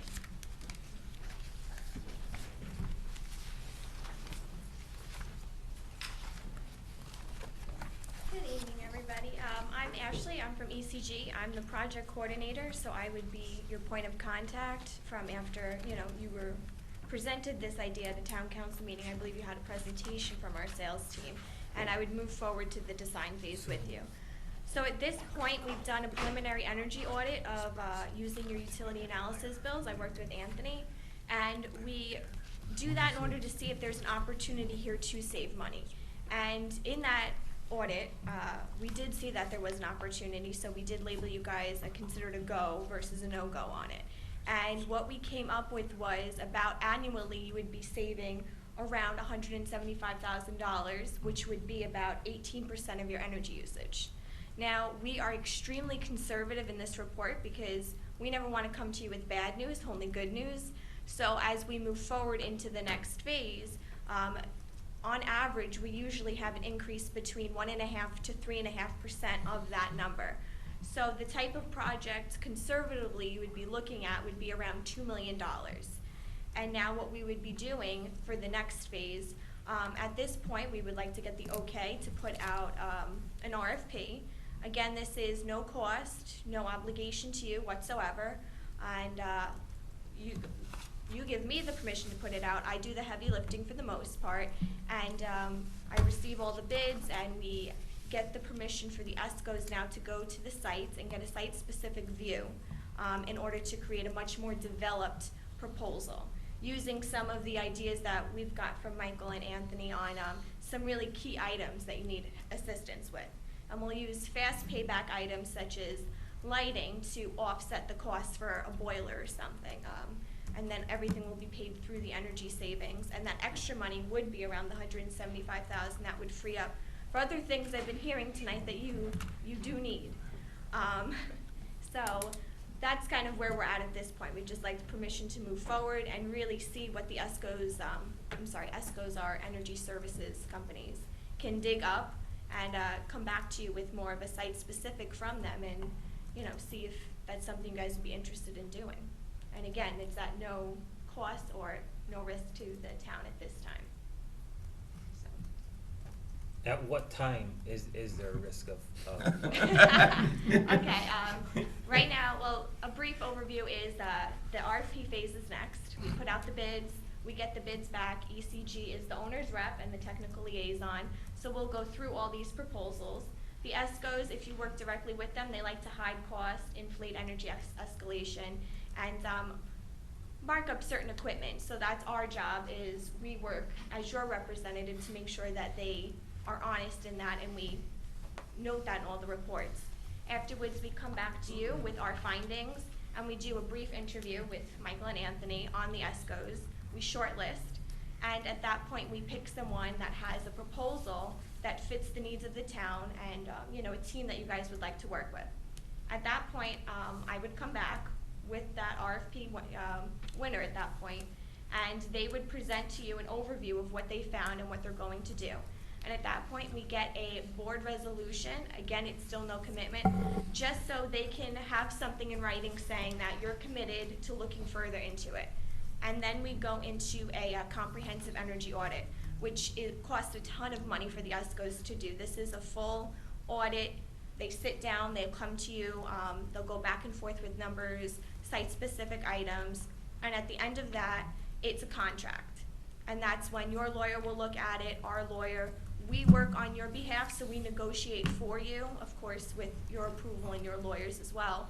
And that's when a contract's signed. So that won't happen for another 6 months, I'd say, until that. So up until this point, we work in good faith, that you guys really are interested in this project and you want to do it, and the ESCO does the same.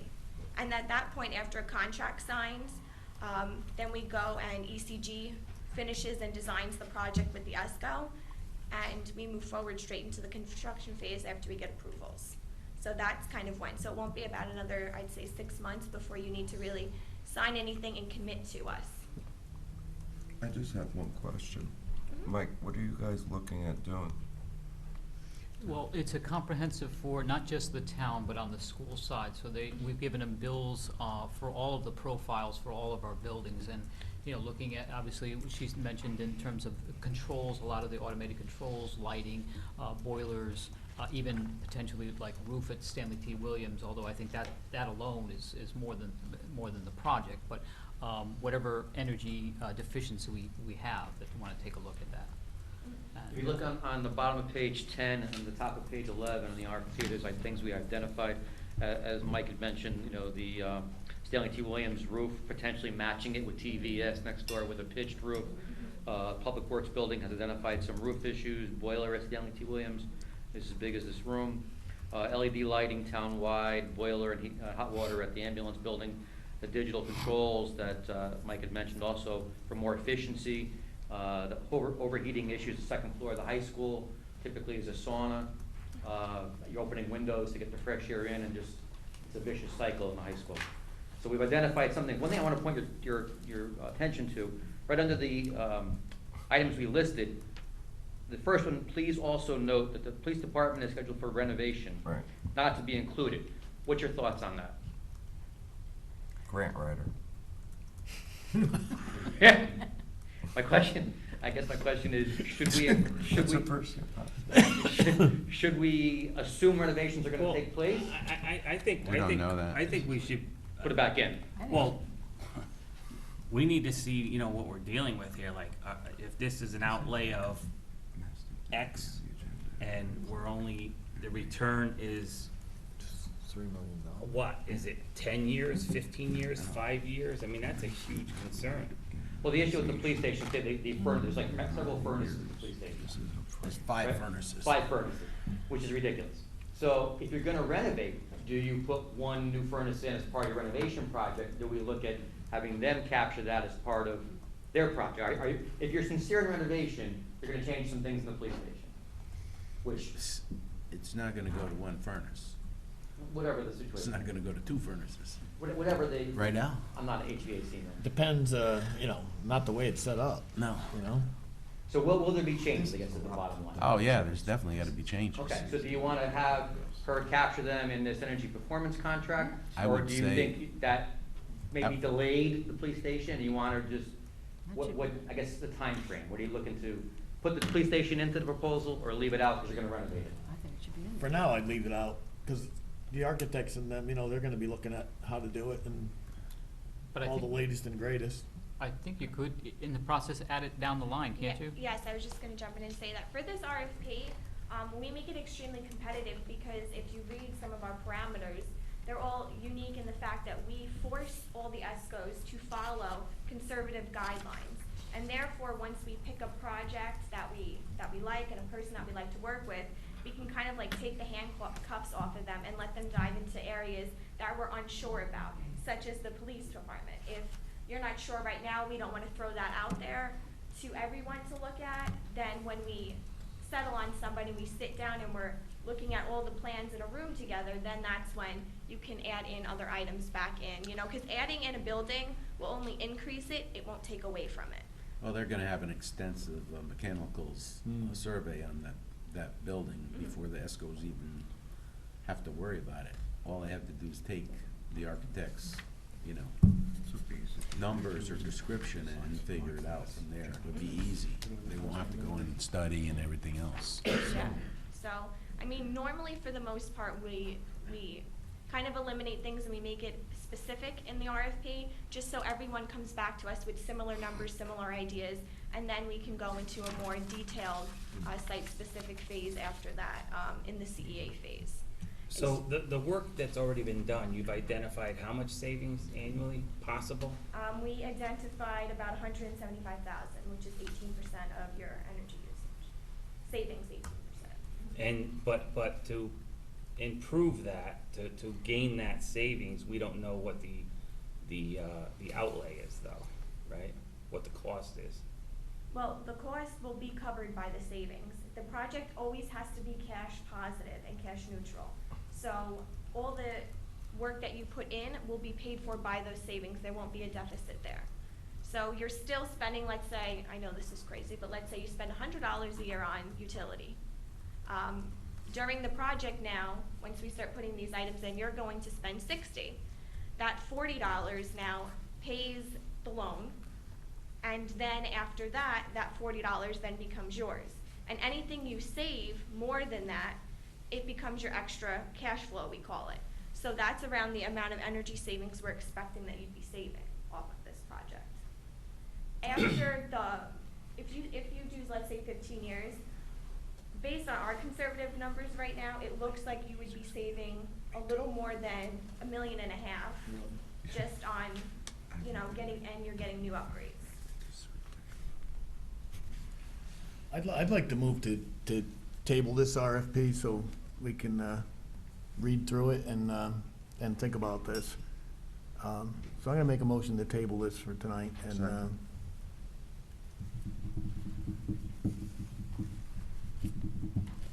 Okay, motion was the table.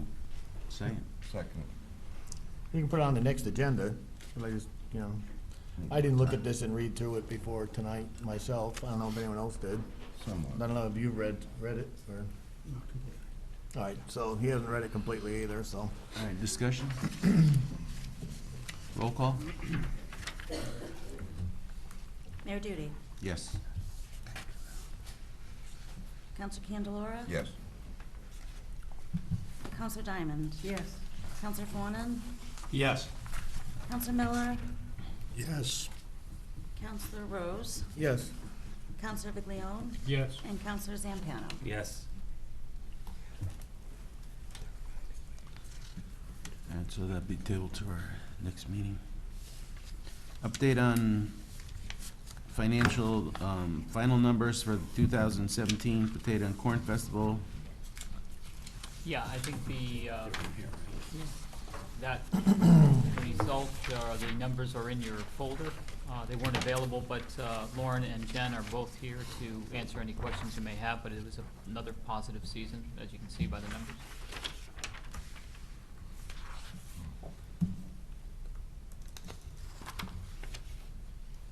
Anybody have any questions? Are the donations just people donating? That's, I mean, that's a pretty big number. yeah, no, that's money and the in-kind services, the value of the in-kind is well. For instance, if someone donates a couple tables or something like that. Right, the amount like the tent guide donates off of the services, So they're not real dollars? not all of them. Okay, Some of them. okay. All right, no, I'm just, Do we know the net on the amusement rides, or we just know the gross?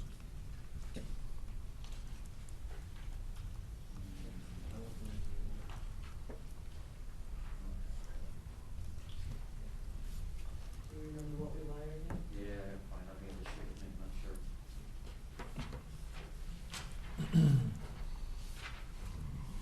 So it's positive, if I'm reading this right, to the tune of about 18,000? Correct. No, 19,413. 19. Well, you're the math guy, I just did, The last year. Correct, 17. I looked at 34 and went to 52.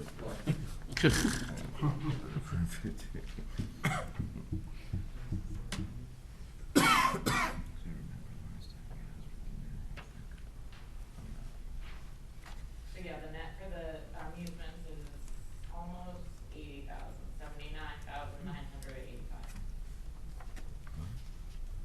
A lot of rides.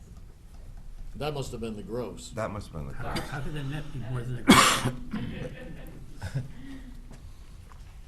What was that, 7.5? So what we're looking at is the net, the 69,000. Right. And the gross was 79, what? 80 something. Almost 80,000. Alright. 79, 70. No, the gross is the 69,793, we wired them 51,000.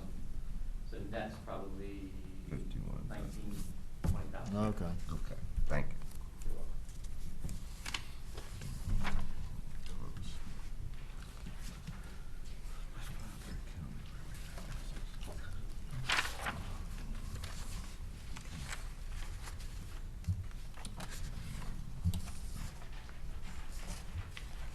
Any other questions, concerns? Okay, next is a request to, request to lift the hiring freeze for the library department. Yes, we had a retirement, Helen Glasson retired, and that's a full-time position. And I'd like permission from the council to lift the freeze and start the hiring process for filling that position. Is our librarian here tonight? Is here?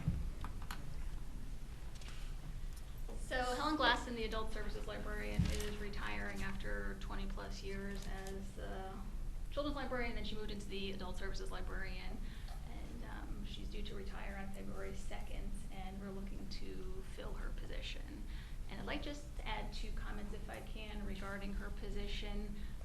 I'd like to stress the importance of having a consistent and familiar face at the front desk that patrons recognize and feel comfortable enough with to ask for help, ask for recommendations, seek assistance. It's trying to eliminate the intimidation factor of approaching the desk. And I think having a full-time person in that position where they get to build a relationship and a familiarity with them is important. And the other point I'd like to make is in the 2.5 months I've been here, I've noticed that residents typically only use one library in town.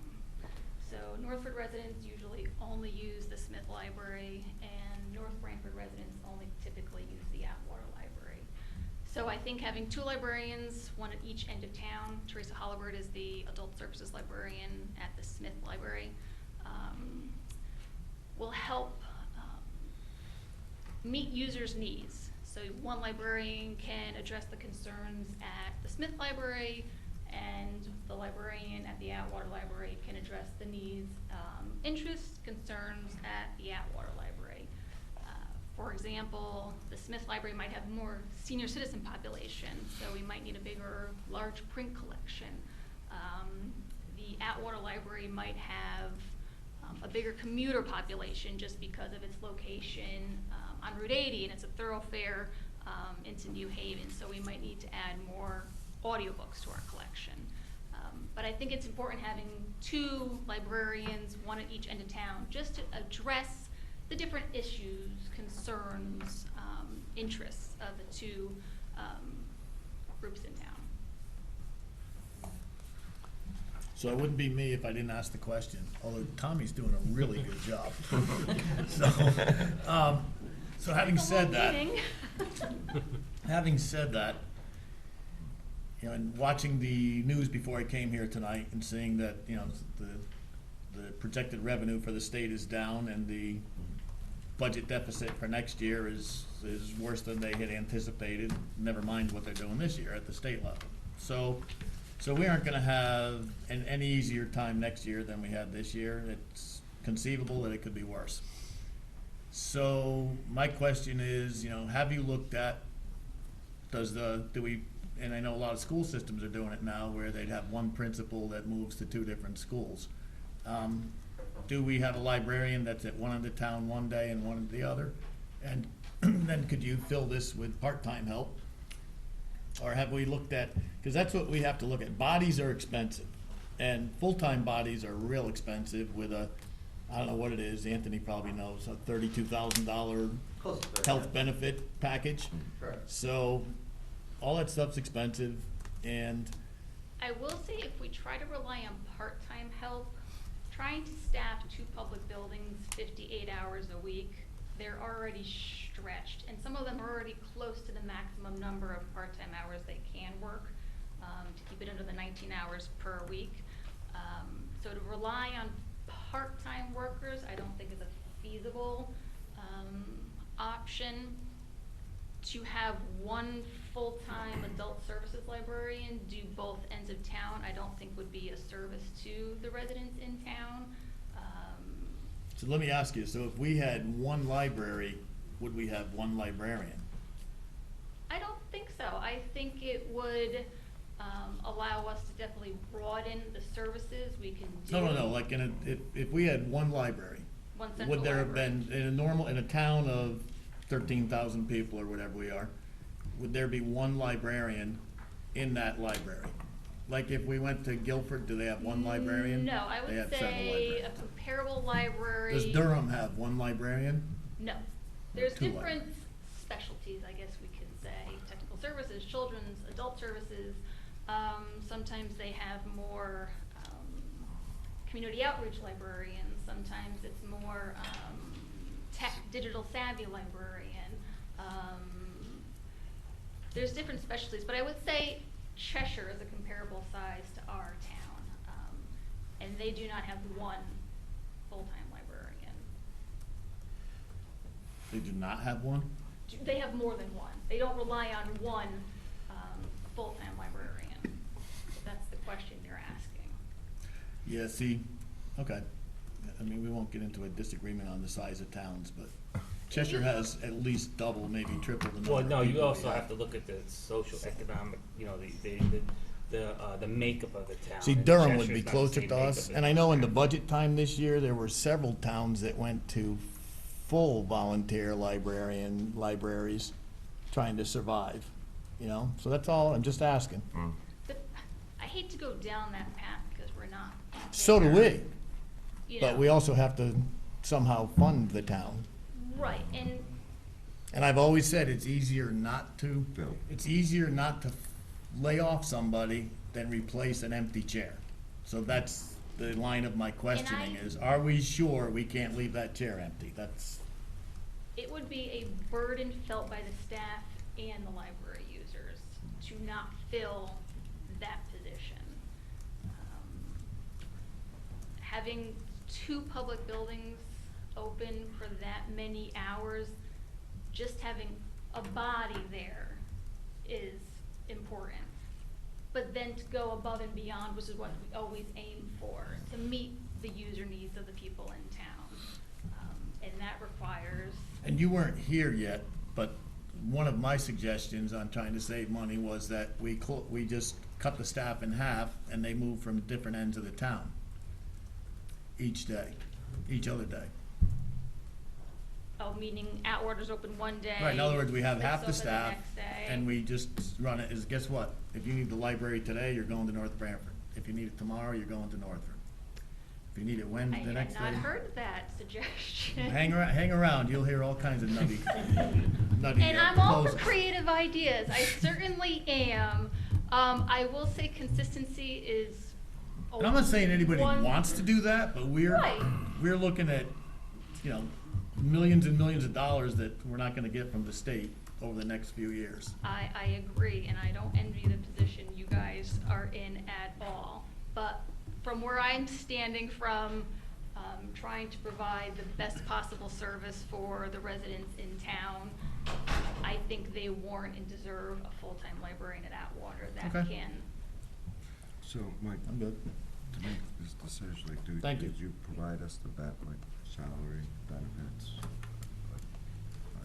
No, it's just, it's just your approval to lift the freeze and then I go forward in the So, process. I got another question on this. We're kinda doing it backwards. Not for you, Okay. for just all of us in general.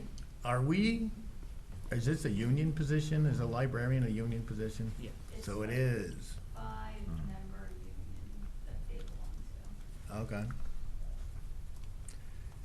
Because my plan was, as we're seeing around town,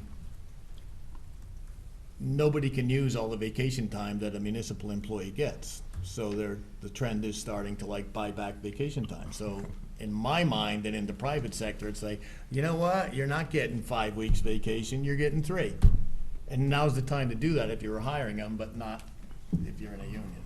But that, we definitely should try and get that in our negotiations with the unions, that new hires after a certain date, just like we changed the PD pension and just like, you know, we changed healthcare and all that, you gotta cut down on vacation. You know, you gotta remember, the benefits to a municipal worker was, and then even at the state level, was when they didn't make any money. Now they're making pretty good money, and the benefits are out of control. So you gotta start reining it in. And the way to do that is with new hires, but you gotta get it through the union negotiations, you know, when you're doing it. But if you don't do that, I mean, we're gonna be, sooner or later, we're gonna be like, well, nobody's working because everybody's on vacation. Well, in the private sector, it'd be your seniority that makes, that gets you the increase in vacation time. Right. Okay, well, we can't fix this one now, but we should have a discussion about it with our unions. We have a suggested motion. Yes, and I'll make that suggested motion. North Branford Town Council hereby lifts the hiring freeze to allow the town manager to fill the position of librarian. I'll second it. Discussion? So I just want to make sure that this is librarian specific. Yes. Which is the way it's written. Librarian specific. You know, the Perfect. libraries are in heavy use, Al. No, I'm not saying, I'm just saying, we didn't just lift our hiring freeze. We Not at lifted all. it for this position, that's Not all at I'm all. saying. Got it.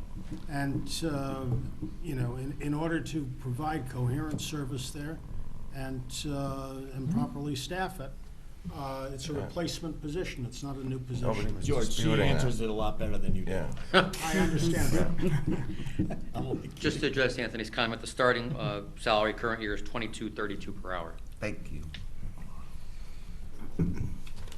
Roll call? Mayor Duty. Yes. Counselor Candelora. Yes. Counselor Diamond. Yes. Counselor Fawnin. Yes. Counselor Miller. Yes. Counselor Rose. Yes. Counselor Viglione. Yes. And Counselor Zampiano. Yes. And next is review and approval of North Branford Fire Department 2017 Assistance to Firefighters Grant Application Process.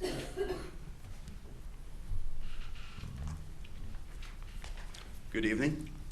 I think it's really important that even though I provided you with a cover letter and some supporting documents, that you understand a little bit more in depth about this bet. And I use that facetiously because we're betting that we could ask the federal government for up to $1 million and the town be responsible for 5% or $50,000. So the wager is, do we set aside $50,000 at some point with the hopes of getting $1 million to pay for a fire apparatus? So, Wouldn't that be a yes? well, I guess it's like betting on that football game that happened this weekend out. Yeah, there you go. It's really a flip of a coin. Just having to say that player definitely had a bet on the game. The guy that missed the time. I'm not a bet man, so I couldn't tell you. So Tower 1, located at Company 1 up on Foxton Road, it's a 1989 E1 90-foot aerial platform. And Anthony was able to find the paperwork amongst everything else tonight. And in 1989, the town went out to bid, and they paid $428,182 for that apparatus. It's a 95-foot aerial. It's got a 1,500 GPM fire pump with 300 gallons of water. Mileage on it at the present time is 20,606. May not seem like a lot, but there's a lot of engine hours. So on fire apparatus, you track engine hours, and you convert engine hours to mileage. So respectively, we have about 52,555 miles on that fire apparatus. That's quite a bit for a fire apparatus. So the NFPA, and I'm not going to get into a long discussion tonight about the NFPA. We've already been there. So the NFPA recommends for fire pumpers, engines, that they be replaced from frontline use every 10 years, and aerial ladders every 15. So we have Tower 1, it is 29 years old this year. It has served us well. However, you got to keep in mind that over the last couple of years, we've invested quite a bit of money from a maintenance standpoint to keep that aerial in operation as we know it today. With regards to the grant program, you should recognize the fact that since 2004, we have received a total of $937,000 in federal grants to operate the fire department. The Assistance to Firefighters Grant Program, which is similar to the COPS program that's administered by the U.S. Department of Justice. The AFG is administered by the U.S. Department of Homeland Security. It's in the 17th year of the grant program. In this particular year coming up, which is 2017, the federal government has allocated $345 million, and that's as of recent. The applications for the program recently opened about 2 weeks ago. They closed February 2nd. In fiscal year 2016, Connecticut received a total of $4.78 million in grants. From 2001 to 2016, Connecticut received $84.93 million. In 2016, there were 17 grant rounds, and that's how the grants are awarded. And the applications closed December 15th, 2015 for the 16 year, and the grants started their awards between April and September. With regards to apparatus, and this is the key point here, the grant program provides fire departments with the ability to apply for the federal funding for operations and safety programs, for fitness and wellness, and for vehicles. So in 2016, there were 1,965 grant awards. Of those, 234 were for vehicles. And of those, 14 were for aerials. Of the 14 aerials, 2 of those aerials, the price tag was $800,000 and $1 million. So if you look at betting whether or not we could get $1 million out of the federal government, and you look at the historical process of the grant, it's a big wager that we're taking on. That wager is about 40 hours of my work to write the grant program that is very, very, very fire service specific. Very fire service specific. So how are these grants awarded? So, you say to yourself, what's the chance of North Branford getting these grants? So 35% of the grants go to career fire departments. 31 go to combination fire departments. Combination would be like East Haven, Branford, Guilford, Wallingford, North Haven. 31% go to volunteer, and 2% go to on-call fire departments. Of that, the grants are broken up into the type of community. So we, believe it or not, are classified as a rural community. And the rural community classification is based upon less than 999 square miles, or population less than 25,000, or 50% of the community does not or has public fire hydrants. So of that, 21% of the grants are administered to urban environments, 22% to suburban, 55% to rural, and 3% are awarded to state fire training academies. So being a rural community, 54% of the grants are awarded to communities such as us. So again, it would be very difficult for me to come to you and say, next year we're going to need $1.1 million to replace that aerial up there, because today, if we were to replace that aerial as it sits in the station, it's probably a little over $1.1 to $1.2 million. That's the structure of fire apparatus today. So I would respectfully request that the town council support us, and if by chance that we get this bid, the town would have to come up with $50,000 to get $1 million. Okay, I can't put it any simpler. Can I ask if I did a little homework on this, and you know what I'm gonna ask you.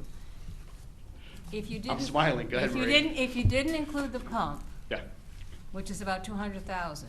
yeah, it's less. My understanding is we might have a better shot at getting the grant. I'll tell you this, of the 14 aerials that were awarded, The two that were over that $800,000 to $1 million threshold, they did not have fire pumps. But they went to large municipalities where the type of aerial dictates that they probably won't have a pump, but also those types of trucks are very complex. However, if you look at fire departments around us, East Haven has a 100-foot aerial in Foxen. That has a fire pump. Branford's has a fire pump. North Haven just awarded a bid for one for about $900,000, and I'm not sure the pump status on that. So North Branford is pretty unique on how we deploy our assets. So historically, the aerial has had a fire pump. However, and back to your point, if you reduce the cost of the apparatus by eliminating the fire pump, is the chance of getting a bid better? I can't answer that, but your total amount of the request would be less. I can't believe that they're evaluating your request for, based on need, with dollars. It is based upon, it's actually based upon a number of factors, including financial need of the community, the protection of the infrastructure of the community that you serve, the organization and the community makeup, as far as everything from ethnicity to age to unemployment to type of structures. If your needs are to have a pump, you should be applying to get a pump. But the question is. That's not the question. Do we have that need in this town? Isn't it really an area where you have higher buildings and that kind of thing? So- without having the pump? I can give you my personal opinion, George. Do we need a pump on the aerial? No. But the Board of Fire Commissioners, by the town code, have the jurisdiction over all fire apparatus. I can tell you this, there's not a fire aerial in municipalities that are large urban environments that have a fire pump. So you're right, from a tactical standpoint, if you need a fire pump, you have a fire pump at the scene doing what that needs to do, and if you need aerial operations, ladder work on a building, that's the aerial's job. To combine them makes it pretty difficult. I've seen Hamden use, we had, our truck companies had pumps on them, and I've seen them used 100 times.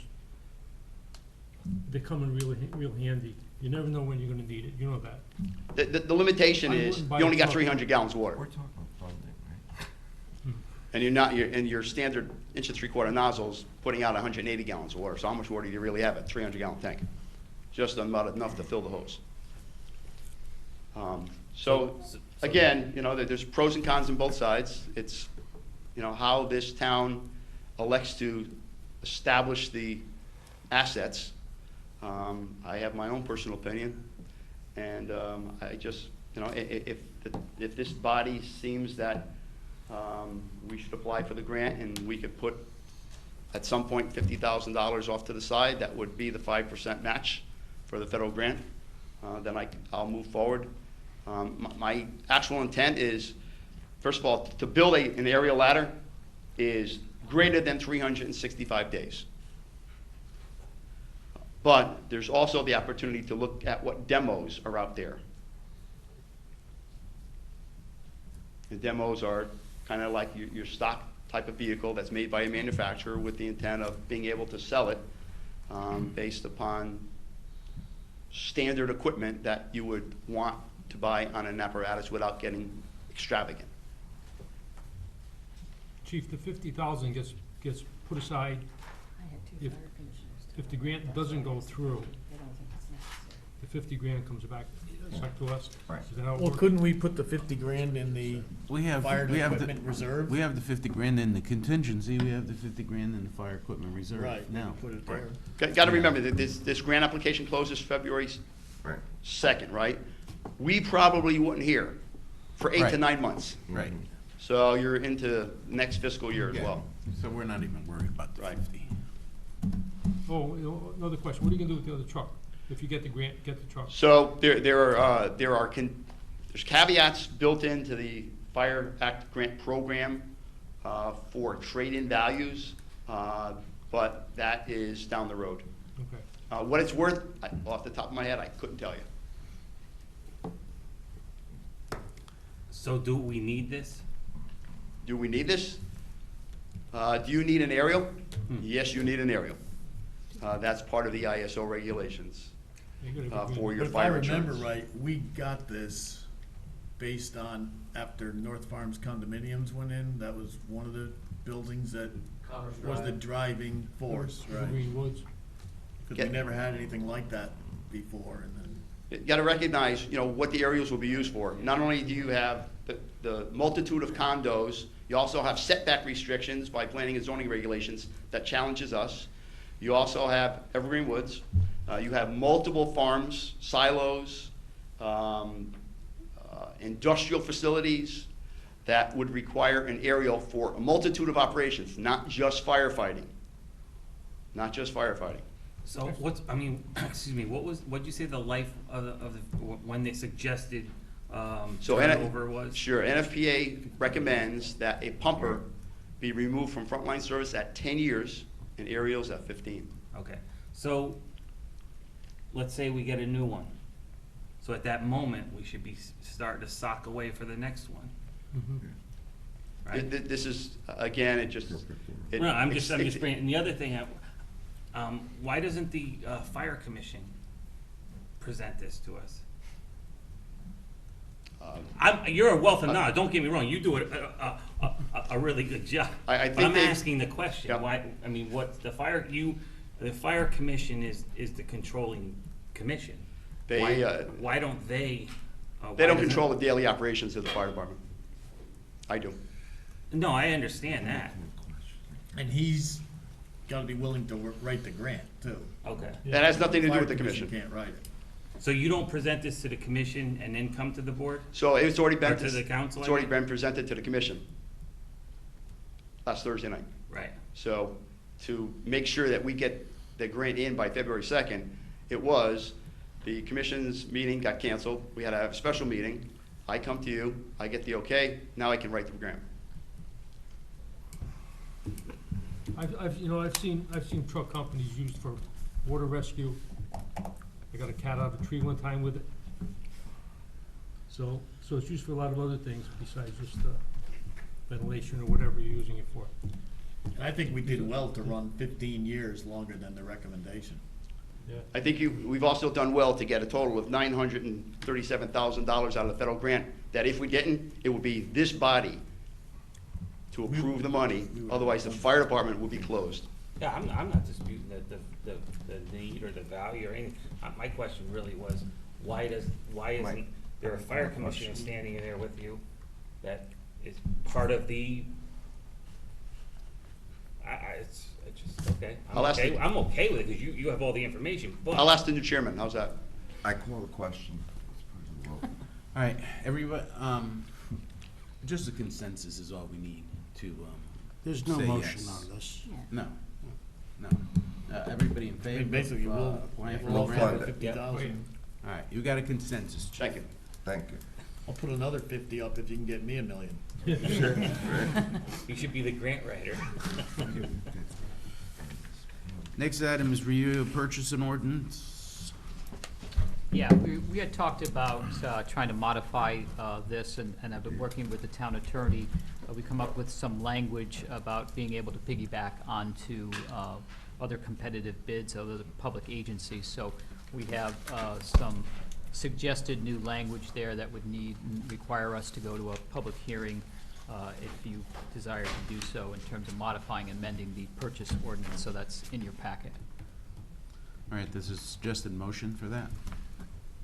I move that the town council set a public hearing date for February 6, 2018 at 7:30 PM on the proposed ordinance 2018-1 entitled Purchasing. Second. Discussion? Roll call?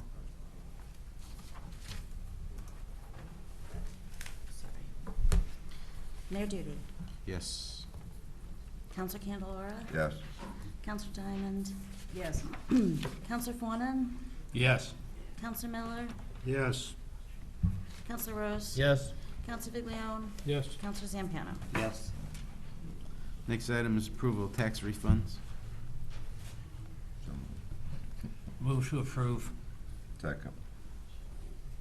Discussion? Roll call?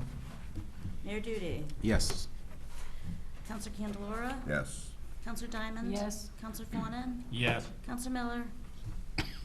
Yes. Counselor Rose. Yes. Counselor Viglione. Yes. Counselor Zampano. Yes.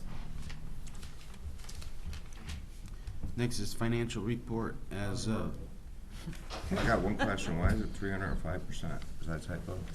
No, that was the question that Secretary Angeloni asked last time. Yeah. You recall, it was 3 items. Yeah, you were gonna There was transfer. a retroactive workers' comp payment, there was settlement on the dog bite And case. you were that gonna money came- transfer something from general, right? No, there was 3 major items. There was a workers' comp settlement, there was a foreclosure, Yeah. and then there was the dog bite case, got some money came in. Right, right. and next item is citizen statements and petitions.